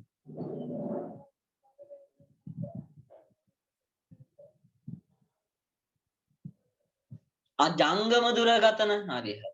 අංශිකා කියලා තියෙනවා ජංගම දුරකථන. අවාහන වෙන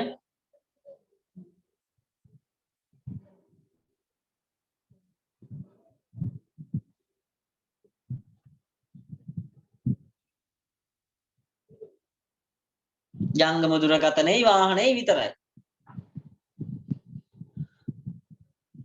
අපේ රටේ හදන්නේ ඇහුන්නේ වැක්සීන් වැක්සීන් එක ඒ තියෙන්නේ බෙහෙත් වර්ගනේ බොහොමයක් බෙහෙත් වර්ග. දැන් වැක්සීන් එකත් අපි පිට රටවලින් ගියනවා. හරි. khනිජ තෙල්. khනිජ තෙල්. ඉතින් ඔන්න ඔය වගේ දේවල් දැන් මේ ඔයාලා කියපු ජංගම දුරකථන වාහන khනිජ තෙල් වැක්සීන් ඕවා රට ඇතුලේ හදන්න බෑ. රට ඇතුලේ හදන්න බැරි නම් අපිට වෙනත් රටකින් ඉල්ල ගන්න සිද්ධ වෙනවා. නැත්නම් වෙනත් රටකින් මිලදී ගන්න සිද්ධ වෙනවා. ඉතින් වෙළඳාමක් අපිට අවශ්‍යයි. ඇයි? රටේ සමහර භාණ්ඩ හදන්න බෑ. අපේ වාහන ගෙන්නුවට බෑනේ. වතුරෙන් දුවන්නේ නෑනේ. නේද සයත්? ඔකට ඕන ඉන්ධන. එහෙනම් අපි ඉන්ධන වෙනත් රටකින් ගේන්න ඕන khනිජ තෙල්. අපේ රටේ නැහැ khනිජ තෙල්. khනිජ තෙල් නිදි තිබ්බත් ඒවා මතු පිට ගන්න අවශ්‍ය කරන තාක්ෂණය අපි සතුව නැහැ. නැති මොකද කරන්නේ? වෙනත් රටකින් මිලදී ගන්න සිද්ධ වෙනවා. එහෙනම් අපිට ඇතැම් සමහර භාණ්ඩ රට තුල නිෂ්පාදනය කරන්න නොහැකි නම් දරුවනි ඒ දේවල් ඒ රටවල් වලින් තියන අයගෙන් අරගන්න වෙනවා. හරිද? එහෙම රටේ නිෂ්පාදනය කරන්න බැරි දේවල් තමයි ඔයාලා කිව්වේ ජංගම දුරකථන වාහන khනිජ තෙල් ඊළඟට මොනවාද තිරිඟු පිටි පරිප්පු අපි තුන් වේලටම පරිප්පු කෑවට අපේ රටේ පරිප්පු නෑ. අපි පිටින් ගෙනල්ලා පරිප්පු කන්නේ කන තරමට. පිටින් ගෙනල්ලා පරිප්පු කනවා කිව්වට තමයි මම කැමතිම කෑම තමයි පරිප්පු. කොහොම ඇති කැමතිමයි. මොනා කරන්නේ? නේ අපේ රටේ හදන්නේ නෑ. පරිප්පු ගහක් දැකලා තියෙනවද?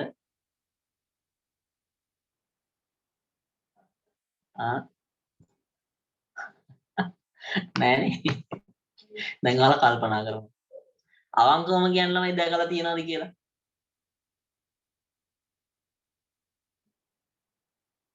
මං නම් දැකලා නෑ. ලංකාවේ මගේ මම දැකලා නෑ. ඉතින් ඒක නෑ. ඒ වුණාට නේ අනිවාර්යෙන් සතියකට ඒ කියන්නේ දවසකට එක වේලක් හරි ඔක තියෙනවනේ. ගෙදර තියෙනවා.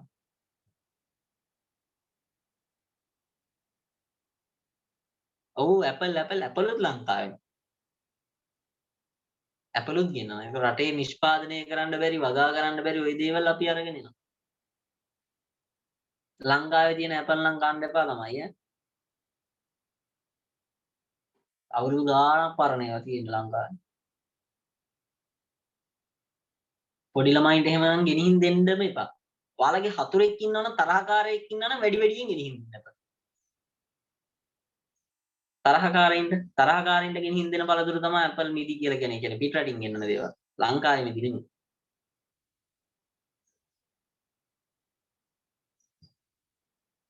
හරි. තරහකාරින්ට දෙන්න.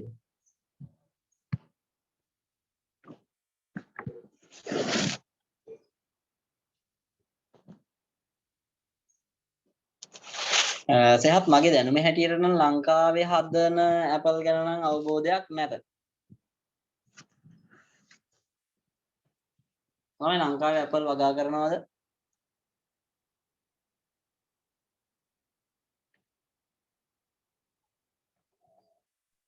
නැහැ. ඒක තමයි මම අහලා නැහැ. ගහක් තියෙනවා. එක ගහක්ද මේ හංසිකා? එකලා තියෙනවා එක ගයිස. කොහේ? හග්ගල හරි පේරාදෙණිය හරි ඒ දෙකේ එක තිබ්බස. එක ගහක් තිබ්බා.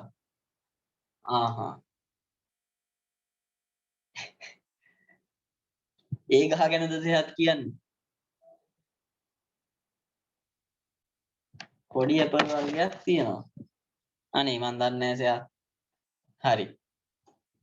නොදන්න දේවල් ගැන කියලා වරිගෙනා ගන්න බෑ. ඒක තමයි මන් දන්න දේ ගැන කිව්වේ. හරි. අපි ඔය පොඩි ඇපල් ගහ වෙලාවක බලන්න තියෙන දිහා හොයාගෙන යන්න පුළුවන් වුණා. හරි. ඊළඟ කරුණ තමා රට තුල නිෂ්පාදනය කරන අතිරික්තය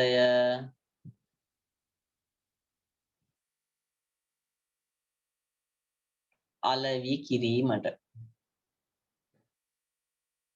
දැන් රටේ නිෂ්පාදනය කරන අතිරික්තය කියලා කියන්න පුතේ දැන් ඉස්සල්ලාම අපි භාණ්ඩයක් හදපුවාම දැන් හිතන්නකෝ ඔයාලා ගමේ නිෂ්පාදන ආයතනයක් පවත්වාගෙන යනවා කියලා. හරිද? ගමේ ඔය නිෂ්පාදන ආයතනයේ දැන් ඔය ක්වොරන්ටයින් දවස්වලනේ. ඔන්න දැන් ඉඳලා අර ඔයාලා විද්‍යාව පාඩමට ඉගෙනගෙන තියෙනවා භාගික ආසමනය කියන පාඩම. ඔන්න දැන් පටන් අරගෙන වැඩේ කරගෙන යනවා. වැඩේ කරගෙන යනවා කියලා කියන්නේ ඔන්න දැන් පෙරන්න පටන් අරගෙන ඔන්න හදාගත්තා. ඇල්කොහොල් ටික හදාගත්තා. හදාගෙන ඉස්සල්ලාම අලෙවි කරන්නේ ගමට දවසට ඒ කියන්නේ දෛනික ඇල්කොහොල් ප්‍රමාණයක් අවශ්‍ය කරන ප්‍රමාණයක් තියෙනවා. දැන් ඔයාලා ඕක අලෙවි කරපුවාම ඔන්න ගමේ දිනක ඇල්කොහොල් ඉල්ලුමට වඩා ඔයාලට නිෂ්පාදනය කරන්න පුළුවන්. ඔයාලගේ දැනුමත් එක්ක ඔයාලට තියෙන සම්පතුත් එක්ක ඔයාලට නිෂ්පාදනය කරන්න පුළුවන් ගමට වඩා ප්‍රමාණයක්. ඒ කියන්නේ වැඩිපුරක් තියෙනවා. ඔක විසික් කරන්නේ නේද? මොකද කරන්නේ? නගරයට අලෙවි කරනවා. නගරයට අලෙවි කරපුවාම තවත් ඉතුරු තියෙනවා. දිස්ත්‍රික්කයට අලෙවි කරනවා. තවත් ඉතුරු තියෙනවා. පළාතටම අලෙවි කරනවා. තවත් ඉතුරු තියෙනවා. ඔය ඉතිරියට තමයි අතිරික්තය කියන්නේ. ඔන්න දැන් රටටම අලෙවි කරනවා. රටටම අලෙවි කරලත් අපිට තව නිෂ්පාදනය කරන්න කියන්නේ තව නිෂ්පාදනයේ ඉතිරි තියෙනවා. දැන් රටටම අවශ්‍ය කරන ඇල්කොහොල් ටිකත් අපි හදලායි තියෙන්නේ. රටේම ඇල්කොහොල් ඉල්ලුම අපිට සපුරන්න පුළුවන්. තව අතිරික්තයක් තියෙනවා. දැන් ඇත්තටම රට ගත්තාම වෙළඳපළක් නම් අපි වෙළඳපළේ රටේ වෙළඳපළට සැපයුම කරලා ඉවරයිනේ අවශ්‍ය ප්‍රමාණයට. අතිරික්තය මොකද කරන්න ඕන? ඔක තියාගෙන ඉන්න බෑනේ පුතේ. කොහාට හරි විකුණන්න ඕන. අපි මොකද කරන්නේ? අපි ඔය අතිරික්තය ඉන්දියාවට විකුණන්න තීරණය කරනවා. ඒ කියන්නේ රටේ වෙළඳපළ ෆුල්ෆිල් වුණාම, ඒ කියන්නේ රටේ වෙළඳපළ ඉල්ලුම සම්පූර්ණ වුණාම තියෙන ඉතිරිය, ඒ කියන්නේ අතිරික්තය අලෙවි කරන්න අලුතෙන් වෙළඳපළක් අපිට ඕන. ඒ අලුත් වෙළඳපළ හොයාගන්න නම් අපිට දේශ සීමාවෙන් එහාට යන්න වෙනවා. එහෙනම් දේශ සීමාවෙන් එහාට යන්න නම් අපිට විදේශ වෙළඳාමක් අවශ්‍ය වෙනවා.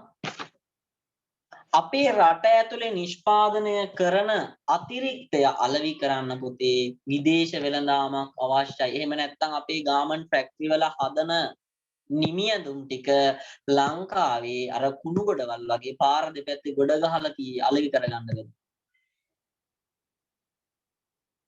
රටේ මිනිස්සුන්ට ඇඳුම් අන්දවලා ඉතුරු ටික පිටරටට යවනවා. ඔක තමයි තියරි ඈ. නමුත් එහෙම නෙමෙයි සිද්ධ වෙන්නේ. අපේ රටේ හදන අපේ ගාමන්ට්ස් ෆැක්ටරි වල හදන බ්‍රෑන්ඩඩ් ඇඳුම් එකක්වත් අපේ ලංකාවේ මිනිස්සු අඳින්නේ නැහැ. ලංකාවේ මිනිස්සු අඳින්නේ නැහැ කියලා කියන්නේ අපේ උන්ට අඳින්න ඒ තරම් වත්කමක් නැහැ.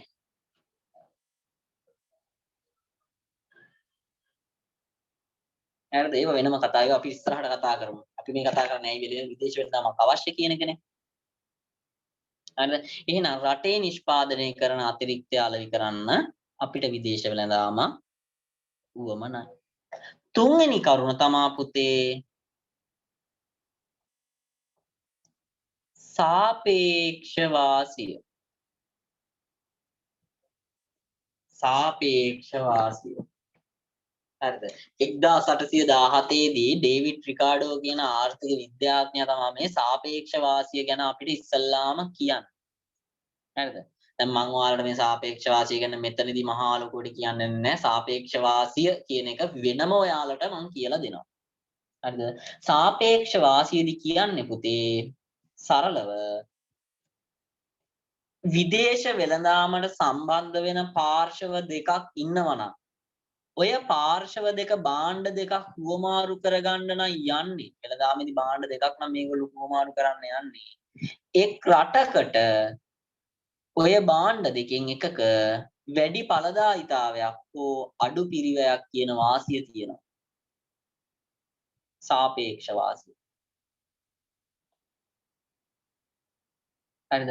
ඒ කියන්නේ භාණ්ඩයක් නිෂ්පාදනය කරන්න යද්දි තවත් රටකට වඩා වැඩි ඵලදායීතාවයකින් හෝ අඩු පිරිවැයකින් යුක්තව භාණ්ඩයක් නිෂ්පාදනය කිරීමේ හැකියාවක් යම් රටකට තියෙනවා. එහෙම නැත්නම් අපි කියනවා සාපේක්ෂ වාසියනේ. ළමයි කියපු දේවල් ටික ඉල්ලාස් කරගත්තා. සාපේක්ෂ වාසිය. මේ සාපේක්ෂ වාසිය කියන්නේ යම් රටකට තවත් රටකට වඩා අඩු ආවස්තික පිරිවැයකින් භාණ්ඩයක් නිෂ්පාදනය කිරීමේ හැකියාවක් තියෙනවා කියන කාරණාවයි. ඵලදායීතාවයයි අඩු පිරිවැයයි කියන කතාව අමතක කරන්න. ඒක වෙන එකක්. හරිද? මොකද්ද සාපේක්ෂ වාසිය කියලා කියන්නේ?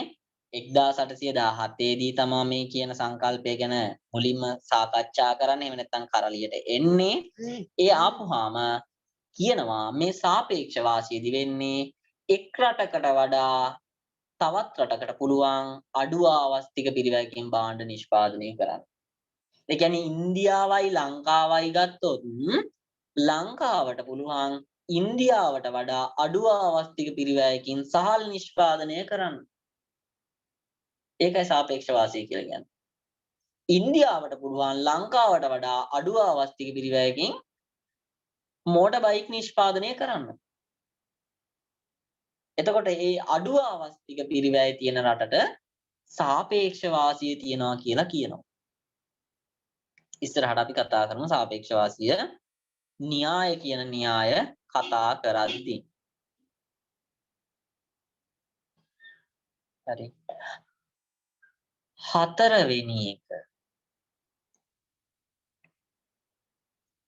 පාරිභෝගික වරණයේ පවතින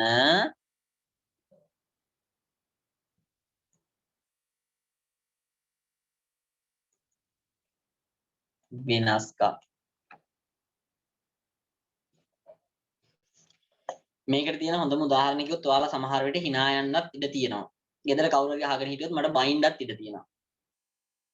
පුතේ පාරිභෝගික වරණයේ තියෙන වෙනස්කම් කියලා කියපුවාම දැන් අපේ රටේ ඉන්න මිනිස්සුයි විදේශ රටක ඉන්න මිනිස්සුයි එයාලගේ භාණ්ඩ පරිභෝජනයේ වෙනස්කම් තියෙනවනේ දරුවනේ. හරිද? දැන් ඇත්තටම අපේ රටේ ගාමන්ට් ෆැක්ටරි වල නිෂ්පාදනය කරනවා කියලා නිෂ්පාදනය කරන්නේ කාන්තා සහ පිරිමි යට ඇඳුම් කියන දේවල්නේ. ওই දෙක තමයි නිෂ්පාදනය කරන්නේ. හරිද? දැන් අපේ රටේ මිනිස්සු සාමාන්‍යයෙන් ඔය කියන ඇඳුමක් මිලදී ගත්තාම අණ්ඩයක් දදා හරි අඳිනවනේ ඉරිලා තියෙද්දි. භාවිතින් ඉවත් කරන්නේ නැහැ. හරිද? ඊළඟට ගන්නෙත් ඔය ගණන් අඩු අර 10ට 5ක් තියෙන හැම නැත්තම් 100ට 3ක් තියෙනවා. ඔහොම කියන ඒවා තමයි ගන්න.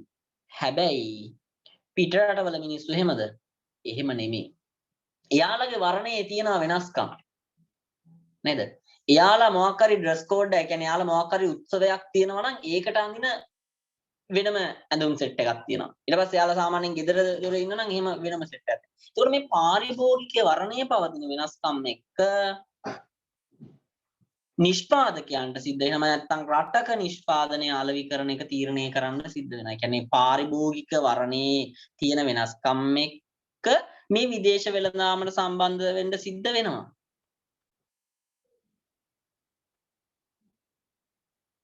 හරිද? අපි අවුරුද්දකට සැරයක් මිලදී ගන්නකොට අනිත් මිනිස්සු සතියකට සැරයක්, දවසකට සැරයක් ওই විදිහට මිලදී ගන්නවා වෙන්න පුළුවන්. හරිද? තෝරගන්නවා. ඒතකොට මේ තියෙන කැමැත්තේ පවතින වෙනස්කම් එක්ක ඒ භාණ්ඩ නිෂ්පාදනය කරලා ඒ රටවලට අලෙවි කරනවා වෙන්න අලෙවි කරන්න සිද්ධ වෙන පාරිභෝගික වර්ණයේ පවතින වෙනස්කම්. හරි. දැන් ඊළඟට ගත්තාම ලංකාවේ මාකට් වල එහෙම නැත්නම් අපි කියන ඔය සුපිරි වෙළඳසැල් වල දෙපොතේ තියෙනවද මොනවාද ගිනියවි විකුණන්න? ගිනියවි තියනවද විකුණන්න? නෑ නේද? අපේ රටේ හැම ගිනියවි නැහැ. හරිද? එතකොට අපේ රටේ මිනිස්සුන් ළඟ කාගාව හරි තුවක්කුවක් තියනවා කියලා කිව්වොත් ඒක මහා ලොකු දෙයක් විදිහට නගිනවා. අම්මෝ වරුන් මැරයා අම්මෝ කින්දිය ගන්න. එහෙම.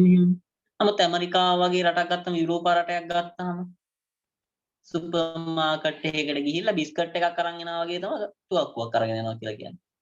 මිනිස්සුන්ට ගිනියවි භාවිතා කිරීමේ අයිතිය ලබා දීලා තියෙනවා. එතකොට අපේ රටේ ගිනියවි නිෂ්පාදනය කරන මේ කර්මාන්ත ශාලාවක් දාලා ගිනියවි නිෂ්පාදනය කරනවා නම් ඕක විකුණන්න වෙන්නේ හමුදාවට විතරනේ. ඉතින් හමුදාවෙත් අපේ සෙබළු 30-40000ක් ඉන්නවා නම් ওই 30-40000ට අවශ්‍ය කරන අවියාවුද මිලදී ගත්තට පස්සේ මිනිස්සු ඕක මිලදී ගන්න කැමැත්තක් දක්වන්නේ නැහනේ ලංකාවේ මිනිස්සු.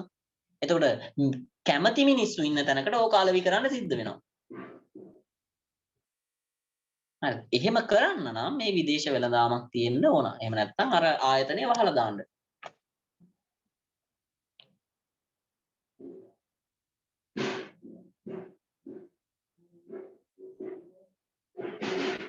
හරිද? දැන් මේ පාරිභෝගික වර්ණය කියන එක පුතේ අපේ රටේ තියෙන සමාජ සංස්කෘතික ඊට පස්සේ සිරිත් පිරිත් ඔය කියන දේවලුත් එක්කත් බැඳී පවතිනවා. හරිද? එතකොට එහෙම දේවලුත් තියෙනවා. හරි. එහෙනම් විදේශ වෙළඳාමක් ඕන කියලා තහවුරු කරන්න කරුණු 4ක් ගැන අපි කතා කළා. මොනවාද ඒ කරුණු 4? එකක් ඇතැම් භාණ්ඩ අපේ රට තුල නිෂ්පාදනය කරන්න බෑ. අනිත් එක රට තුල නිෂ්පාදනය කරන අතිරික්තය වෙනත් රටවලට අලෙවි කරන්න සිද්ධ වෙනවා. අනික තමයි මේ විදේශ වෙළඳාමේ සාපේක්ෂ වාසිය කියන කරුණ තියෙනවා. 4වෙනි එක පාරිභෝගිකයින්ගේ පාරිභෝගික වර්ණයේ පවතින මේ වර්ණය කියලා කියන්නේ පාට නෙමෙයි වර්ණය නෙමෙයි තේරීම කැමැත්ත. අනේ කියන කරුණේ තියෙන වෙනස්කම් හින්දා විදේශ වෙළඳාම අවශ්‍ය වෙනවා. හරිද? එතකොට මේ විදේශ වෙළඳාම ඉගෙන ගද්දී මේ විදේශ වෙළඳාම කියන කරුණ විග්‍රහ කරන්න පුතේ විවිධ න්‍යායන් තියෙනවා. හරිද? විදේශ වෙළඳාම විග්‍රහ කරන විවිධ න්‍යායන්. හරිද? ඔයාලා ලියාගෙන තියෙන එකක් නිරපේක්ෂ වාසිය.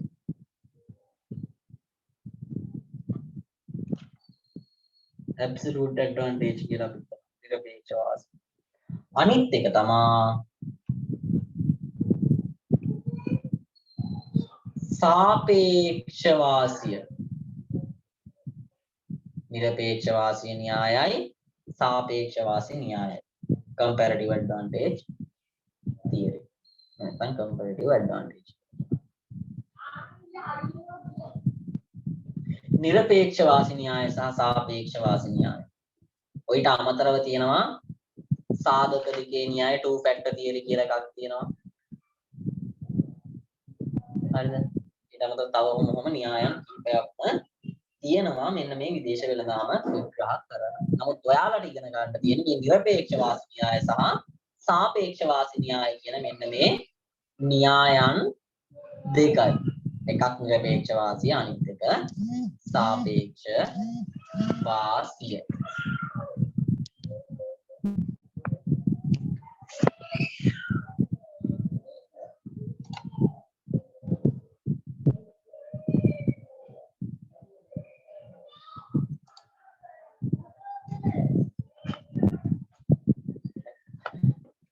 එහෙනම් අපි කතා කරමු මේ පළවෙනි පළවෙනි න්‍යාය නිරපේක්ෂ වාසි න්‍යාය. එක නිරපේක්ෂ වාසි න්‍යාය. එක නිරපේක්ෂ වාසි න්‍යාය.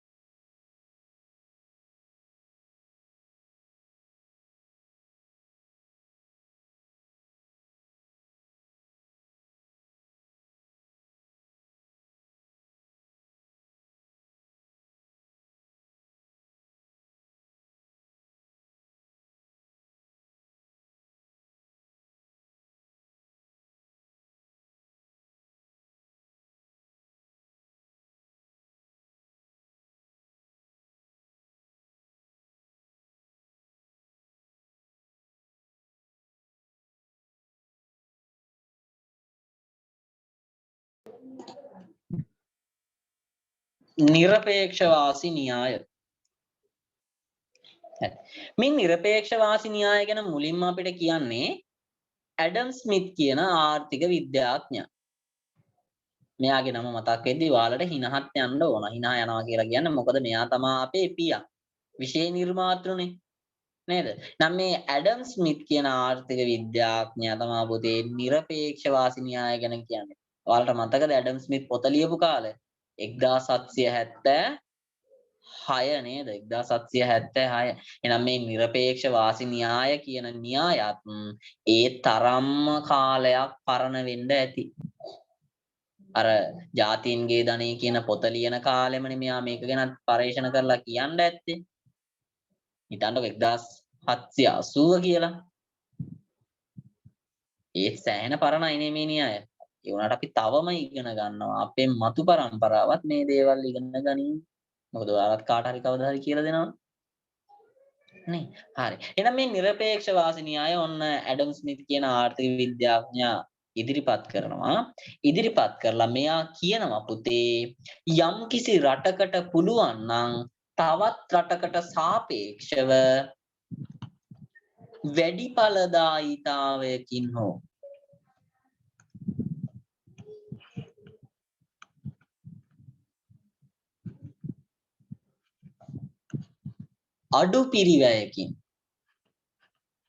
අඩු පිරිවැයකින් භාණ්ඩයක් නිෂ්පාදනය කරන්න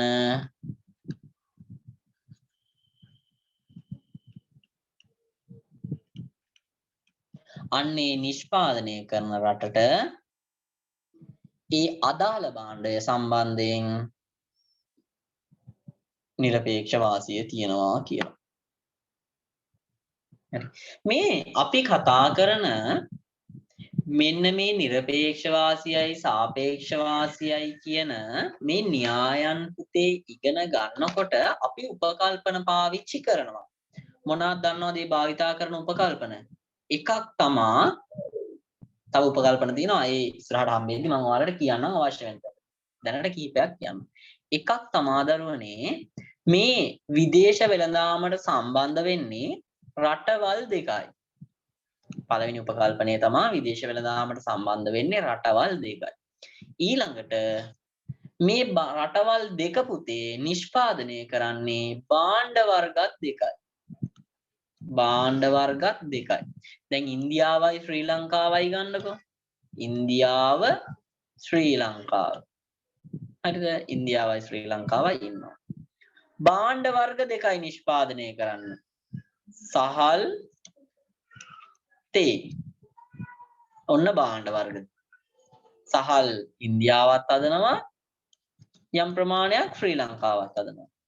තේ ඉන්දියාවත් හදනවා යම් ප්‍රමාණයක් ශ්‍රී ලංකාවත් හදනවා. ඔන්න මොකක්ද එන උපකල්පන දෙක මම ඔයාලට කියලා දුන්න. විදේශ වෙළඳාමට සම්බන්ධ වෙන්නේ රටවල් දෙකයි කියලා උපකල්පනය කරනවා. ඔය සම්බන්ධ වෙන රටවල් දෙක හදන්නෙත් භාණ්ඩ වර්ග දෙකයි. හරිද? හදන්නෙත් භාණ්ඩ වර්ග දෙකයි. ඊළඟ උපකල්පනය තමා ඔන්න මම දැන් ඔක්කොම වගේ උපකල්පන ටික කියලා දෙනවා. ඊළඟ උපකල්පනය තමා මේ රටවල් ඔය භාණ්ඩය නිෂ්පාදනය කර එහෙම නැත්නම් මේ අපි කතා කරන අවස්ථාවේදී භාවිතා කරන සාධක ප්‍රමාණය නොවෙනස්ව පවතී.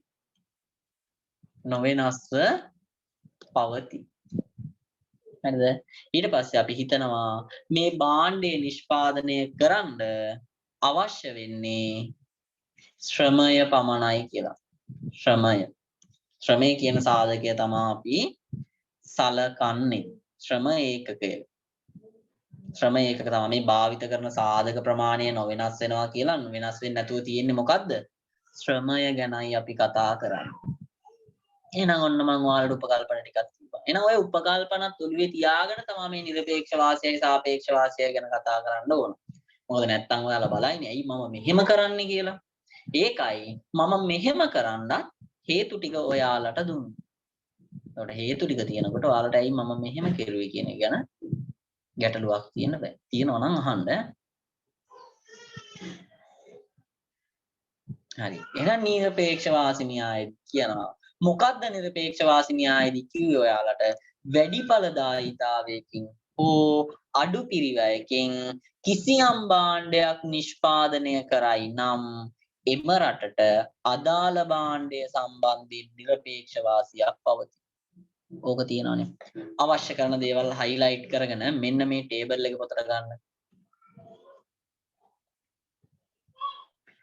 උදාහරණ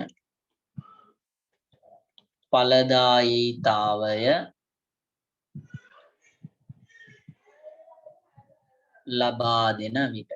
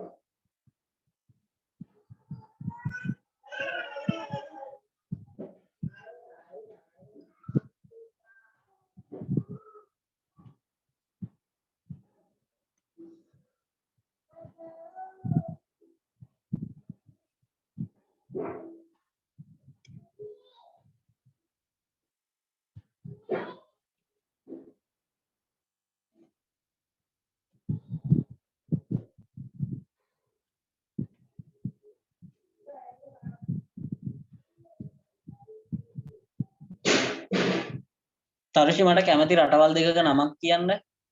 කැමති රටවල් දෙකක නම් දෙකක් කියන්න.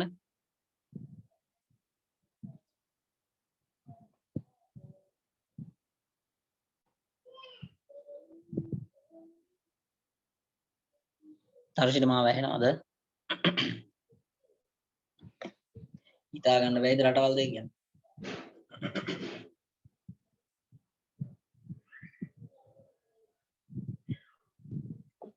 කවුරු හරි කමක් නැහැ ළමයි. මට කියන්න රටවල් දෙක. තමන් කැමති? ජපානය ජපානය, ඉන්දියා ජපානය, ඉන්දියාව. මාළු හොදී අයිසින් කේකුයි වගේනේ. ජපානය, ඉන්දියාව. හරි. රටවල් දෙක. යන්න බලාපොරොත්තු වෙමින් ඉන්න රටවල් තමයි ළමයි.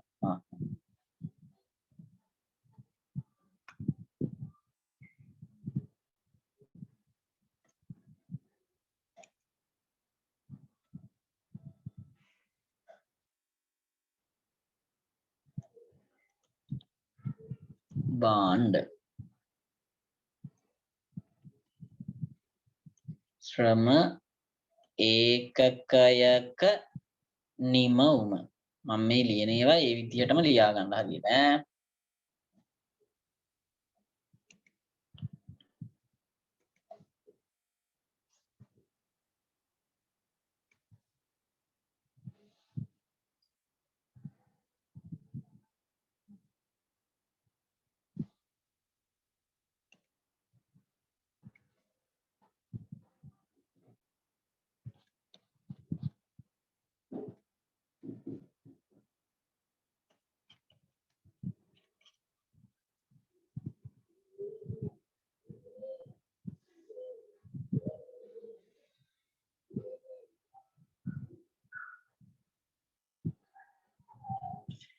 හරිද? ටේබල් එක හරිද? මෙතනින් එහාට වැඩ ටික මම කරගන්න කියනකම් කරන්න එපා. මොකක්ද මේ ෂගිවේ? අවුන්නේ නැහැ. මුකුත් කිව්වේ නෑ. මයික් ගන්න යාගේ දැක්ක එක. ඉවරද? ඔව් ඉවරයි. ඉවරයි. අනිත් අය? ඉවරයි සර්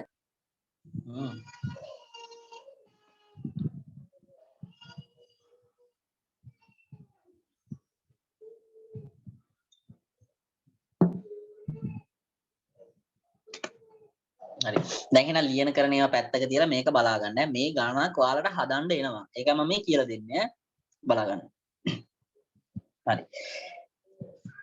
ජපානයේ ශ්‍රම ඒකකයක නිමවුම දැන් ජපාන අපිට දීලා තියෙනවා භාණ්ඩ වර්ග දෙකක් දීලා තියෙනවා. මොනවාද?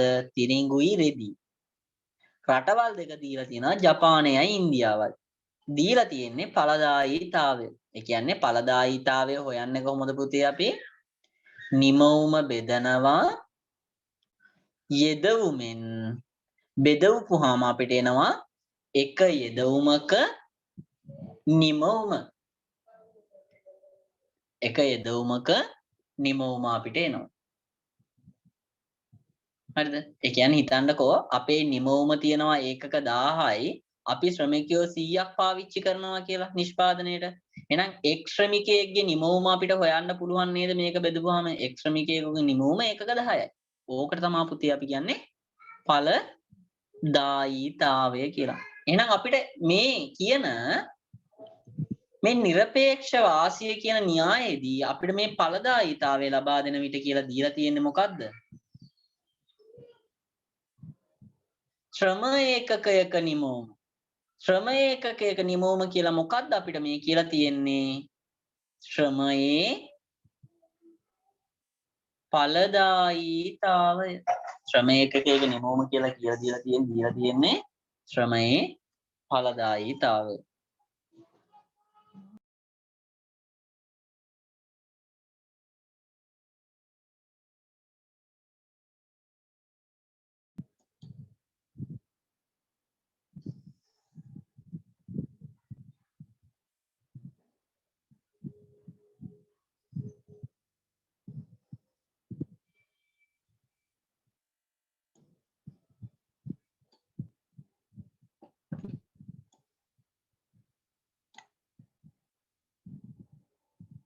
ළමයි මම උගන්වද්දි රෙකෝඩින් එක දාලාද තිබ්බේ කාලේ?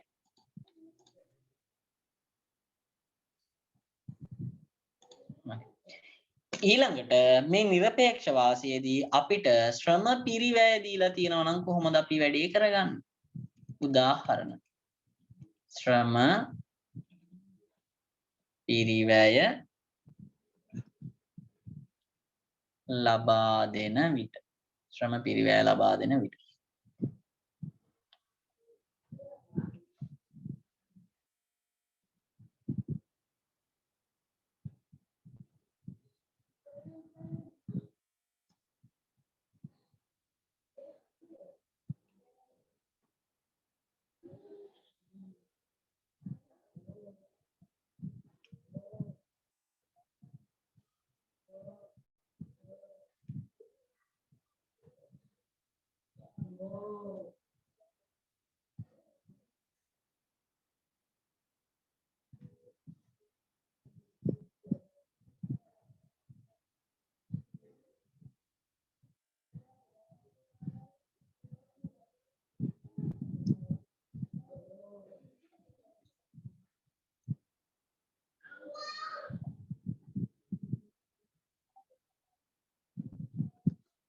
භාණ්ඩ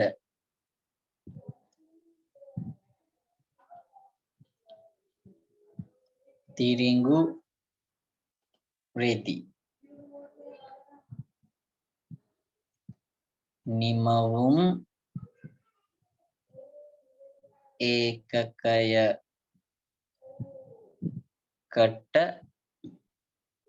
ශ්‍රම පිරිවැය ජපානය අපි කලින් ගත්ත රටවල් දෙකමයි ඉන්දියාව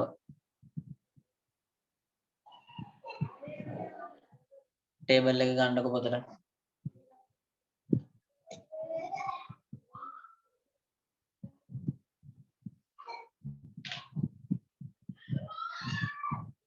ටේබල් එක පොතට අරගෙන මට කියන්න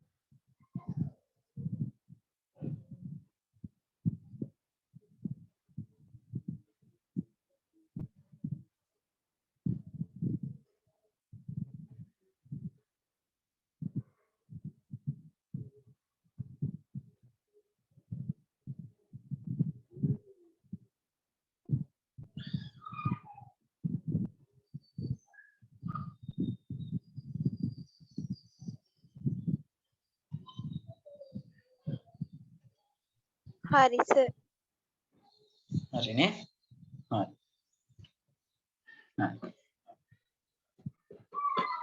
මෙතනින් එහාට ලියන්න එපා මම කියනකම් ඈ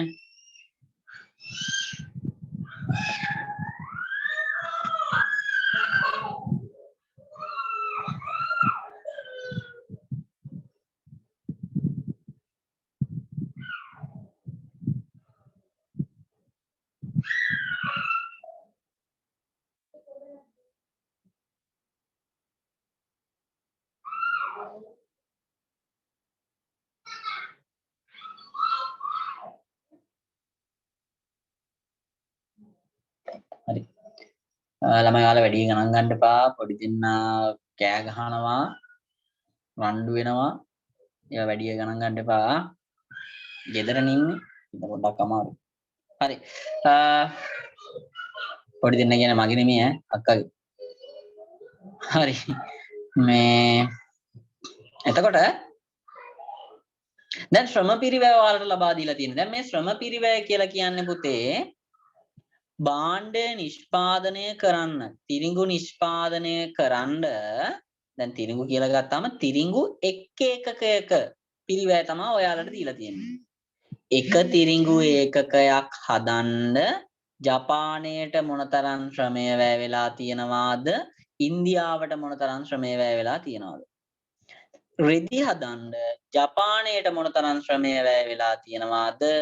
ඉන්දියාවට මොනතරම් ශ්‍රමය වැය වෙලා තියෙනවද? ඒකයි මේ කියන්නේ නිමවුම් ඒකකයකට ශ්‍රම පිරිවැය කියලා. දැන් নিরপেক্ষ වාසියේදී කියන්නේ මොකක්ද? අඩු පිරිවැයක් තියෙන රටට අදාළ භාණ්ඩය නිෂ්පාදනය කිරීමේ নিরপেক্ষ වාසිය තියෙනවයි කියලා කියනවා. හරි. අපි බලමුකෝ කාටද අඩු පිරිවැයක් තියෙන කියලා. දැන් ජපානයට තිරිඟු ඒකක එකක් හදන්න ශ්‍රමිකයෝ 4 දෙනෙක් ඕන වෙනවා. ඉන්දියාවට තිරිඟු ඒකක එකක් හදන්න ඕන වෙන්නේ එක ශ්‍රමිකයයි. ජපානය රෙදි හදනවා නම් රෙදි නිෂ්පාදනය කරනවා නම් ශ්‍රමිකයෝ 3 දෙනෙක් ඕන. ඉන්දියාවට රෙදි හදන්න ශ්‍රමිකයෝ 5 දෙනයි ඕනේ. 5 දෙනයි ඕන. හරි. මේ බලන්න. එතකොට එහෙම බලපුවාම තිරිඟු නිෂ්පාදනයේ নিরপেক্ষ වාසිය ඒ කියන්නේ ශ්‍රම පිරිවැය අපිට දීලා තියෙනකොට අඩු ශ්‍රම පිරිවැයක් තියෙන්නේ මොන රටටද? තිරිඟු නිෂ්පාදනයේ. තිරිඟු නිෂ්පාදනයේ තියෙන්නේ ඉන්දියාවට. ඇයි? ඉන්දියාවට යන්නේ තිරිඟු නිෂ්පාදනය කරන්න ශ්‍රම ඒකක 1යි ජපානයට ඒකක 4යි. එහෙනම් ඉන්දියාවට තිරිඟු නිෂ්පාදනයේ වාසිය තියෙනවා. ඊළඟට රෙදි නිෂ්පාදනය ගැන ජපානය රෙදි හදන්න ශ්‍රමිකයෝ 3 දෙනයි ඉන්දියාවට ඒ ශ්‍රම ඒකක 5යි.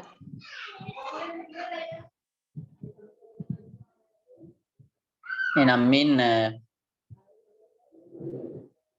රෙදි ජපානය හදන්න ශ්‍රමිකයෝ වැය වෙන්නේ 3 දෙනයි. ජපානයට වැය වෙන්නේ ශ්‍රමිකයෝ 3 දෙනයි. එහෙනම් තිරිඟු නිෂ්පාදනයේ নিরপেক্ষ වාසිය තියෙන ඉන්දියාවට. ඇයි පුතේ එහෙම කියන්නේ? තිරිඟු නිෂ්පාදනය සඳහා ඉන්දියාව වැය කරන ශ්‍රම ඒකක සංඛ්‍යාව එක ඒකකයකට ශ්‍රම පිරිවැය 1යි. ඒකින්දා තිරිඟු නිෂ්පාදනයේ নিরপেক্ষ වාසිය කාටද තියෙන්නේ? ඉන්දියාවටයි තියෙන්නේ. තිරිඟු නිෂ්පාදනයේ নিরপেক্ষ වාසිය තියෙන්නේ ඉන්දියාවට. රෙදි නිෂ්පාදනය සඳහා ජපානයට අවශ්‍ය වෙන්නේ ශ්‍රම පිරිවැය ඒකක 3යි. එක් රෙදි ඒකකයක් හදන්න. එහෙනම් රෙදි නිෂ්පාදනය සඳහා ජපානයට වැය වෙන්නේ ශ්‍රම ඒකක 3යි එක් ඒකකයක් හදන්න. එහෙනම් අඩු පිරිවැය තියෙන්නේ ජපානයට. එහෙනම් රෙදි නිෂ්පාදනයේ নিরপেক্ষ වාසිය කාටද තියෙන්නේ? ජපානයටයි තියෙන්නේ. රෙදි නිෂ්පාදනයේ নিরপেক্ষ වාසිය තියෙන්නේ ජපානයට. හරි. අඩුපාඩු ටික හදා ගන්න. අඩුපාඩු කියලා කියපුවම නෝට් එකේ අඩුපාඩු ටිකත් එක්කම හැදෙන්න ඕනේ.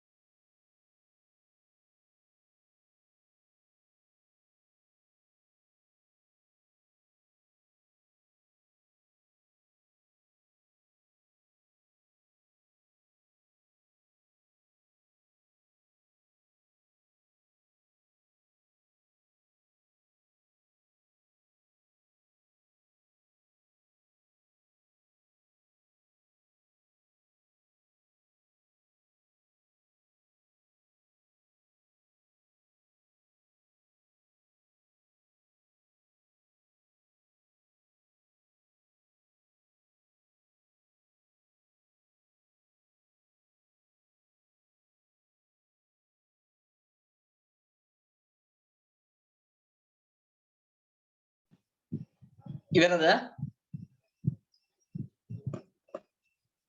ඉවරයි සර්. ඉවරයි.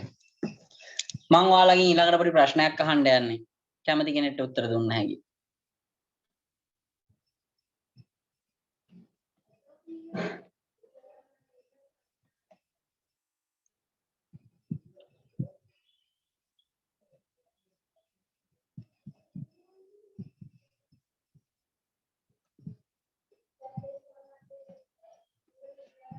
කවුරු හරි කියන්න මට තිරිඟු නිෂ්පාදනයේ নিরপেක්ෂ වාසිය තියෙන්නේ කාටද කියලා?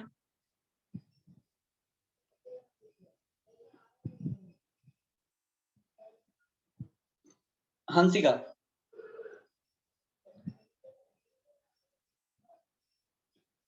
හංසිකා. ජපානයේ ජපානයේ. රෙදි නිෂ්පාදනයේ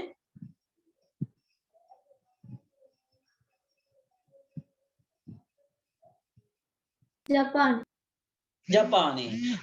තිරිඟු නිෂ්පාදනයේ নিরপেක්ෂ වාසිය ජපානයේ. රෙදි නිෂ්පාදනයේ নিরপেක්ෂ වාසිය ජපානයේ. පුතේ වෙනදාමක් සිද්ධ වෙන්න පුළුවන්ද? දැන් මේ භාණ්ඩ දෙකම රට ඇතුලේ නිෂ්පාදනය කරන එක ජපානයට වාසි. පිටින් ගේනවට වඩා. වාසි නේද? වාසි. ඉතින් මෙතන විදේශ වෙළඳාමක් තියනවද? මෙතන විදේශ වෙළඳාමක් නැහැ. මෙන්න මේ විදියට নিরপেක්ෂ වාසිය එකම රටකට බෙදිලා ගියොත්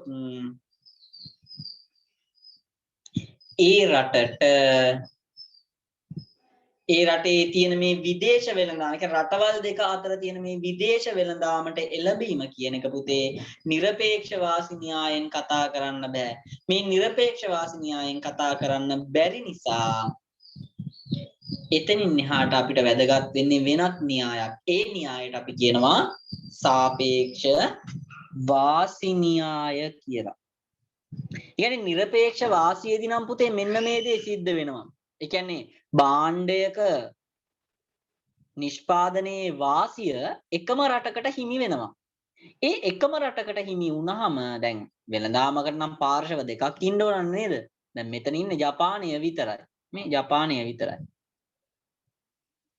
වෙළඳාමට නම් ඉන්දියාවත් ඉන්න ඕන. හැබැයි ඉන්දියාව ගන්න විදිහක් නැහැ. අපේ নিরপেක්ෂ වාසිය කියන තියරිය අනුව නිර්වචනය අනුව තියෙනවා මොකද්ද? අඩු පිරිවැයක් හෝ වැඩි ඵලදායීතාවයක් තියෙන රටට තමයි භාණ්ඩය නිෂ්පාදනය කිරීමේ වාසිය එහෙම නැත්නම් අයිතිය තියෙන්නේ. ඉතින් මෙතන අඩු පිරිවැය තියෙන්නේ තිරිඟු නිෂ්පාදනයටත් ජපානයේ, රෙදි නිෂ්පාදනයටත් ජපානයේ. එතකොට নিরপেක්ෂ වාසිය එකම රටකට හිමි වුණොත් විදේශ වෙළඳාම අපිට විග්‍රහ කරන්න බෑ පුතේ මේ নিরপেක්ෂ වාසි න්‍යායෙන්.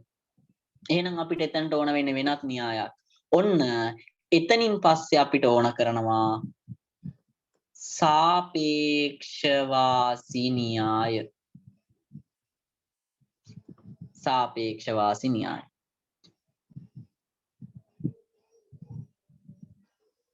හරිද? සාපේක්ෂ වාසි න්‍යාය. සාපේක්ෂ වාසි න්‍යාය මම ඔයාලට උගන්වන්නේ අද රාත්‍රියේ. සාපේක්ෂ වාසි න්‍යාය අපි ඉගෙන ගන්න අද රාත්‍රියේ. මොනවත් වැඩ තියෙනවද නෑනේ නේද? පන්ති නෑනේ වෙන? කීයටද තියෙන්නේ? මට පොඩි පන්තියක් තියෙනවා ළමයි මම ඒක 7ට පටන් ගන්නවා. එතකොට මේ පන්තිය 9ට ඉවර වෙනවා. හරියටම 9ට මම පටන් ගන්නවා ඊට පස්සේ.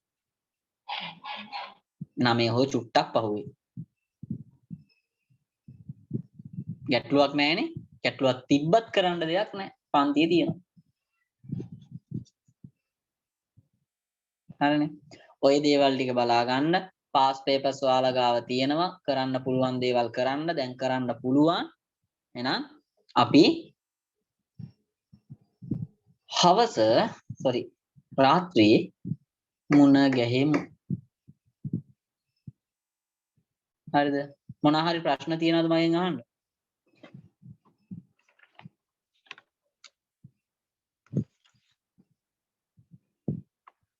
අමීෂා, ශෙහාරා, චතුනි, පවීෂා, තරුෂි, නිත්මි ඩබල මේත් මෙලා දෙන්නේ කියනද මම කිව්වේ. සෙහත් තියනවාද මොනවා හරි අහන්න.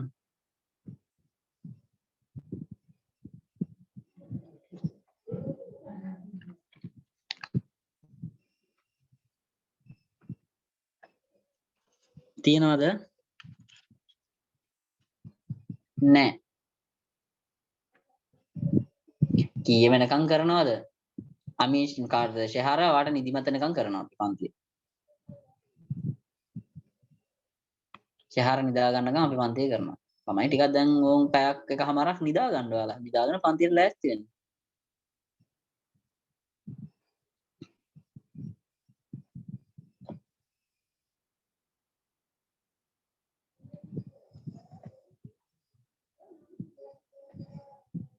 හරිද? හරි. එහෙනම් හැමෝටම ආයුබෝවන්. පාඩම් කරන්ඩ අපි අද රාත්‍රියේ මුණ ගැහෙමු.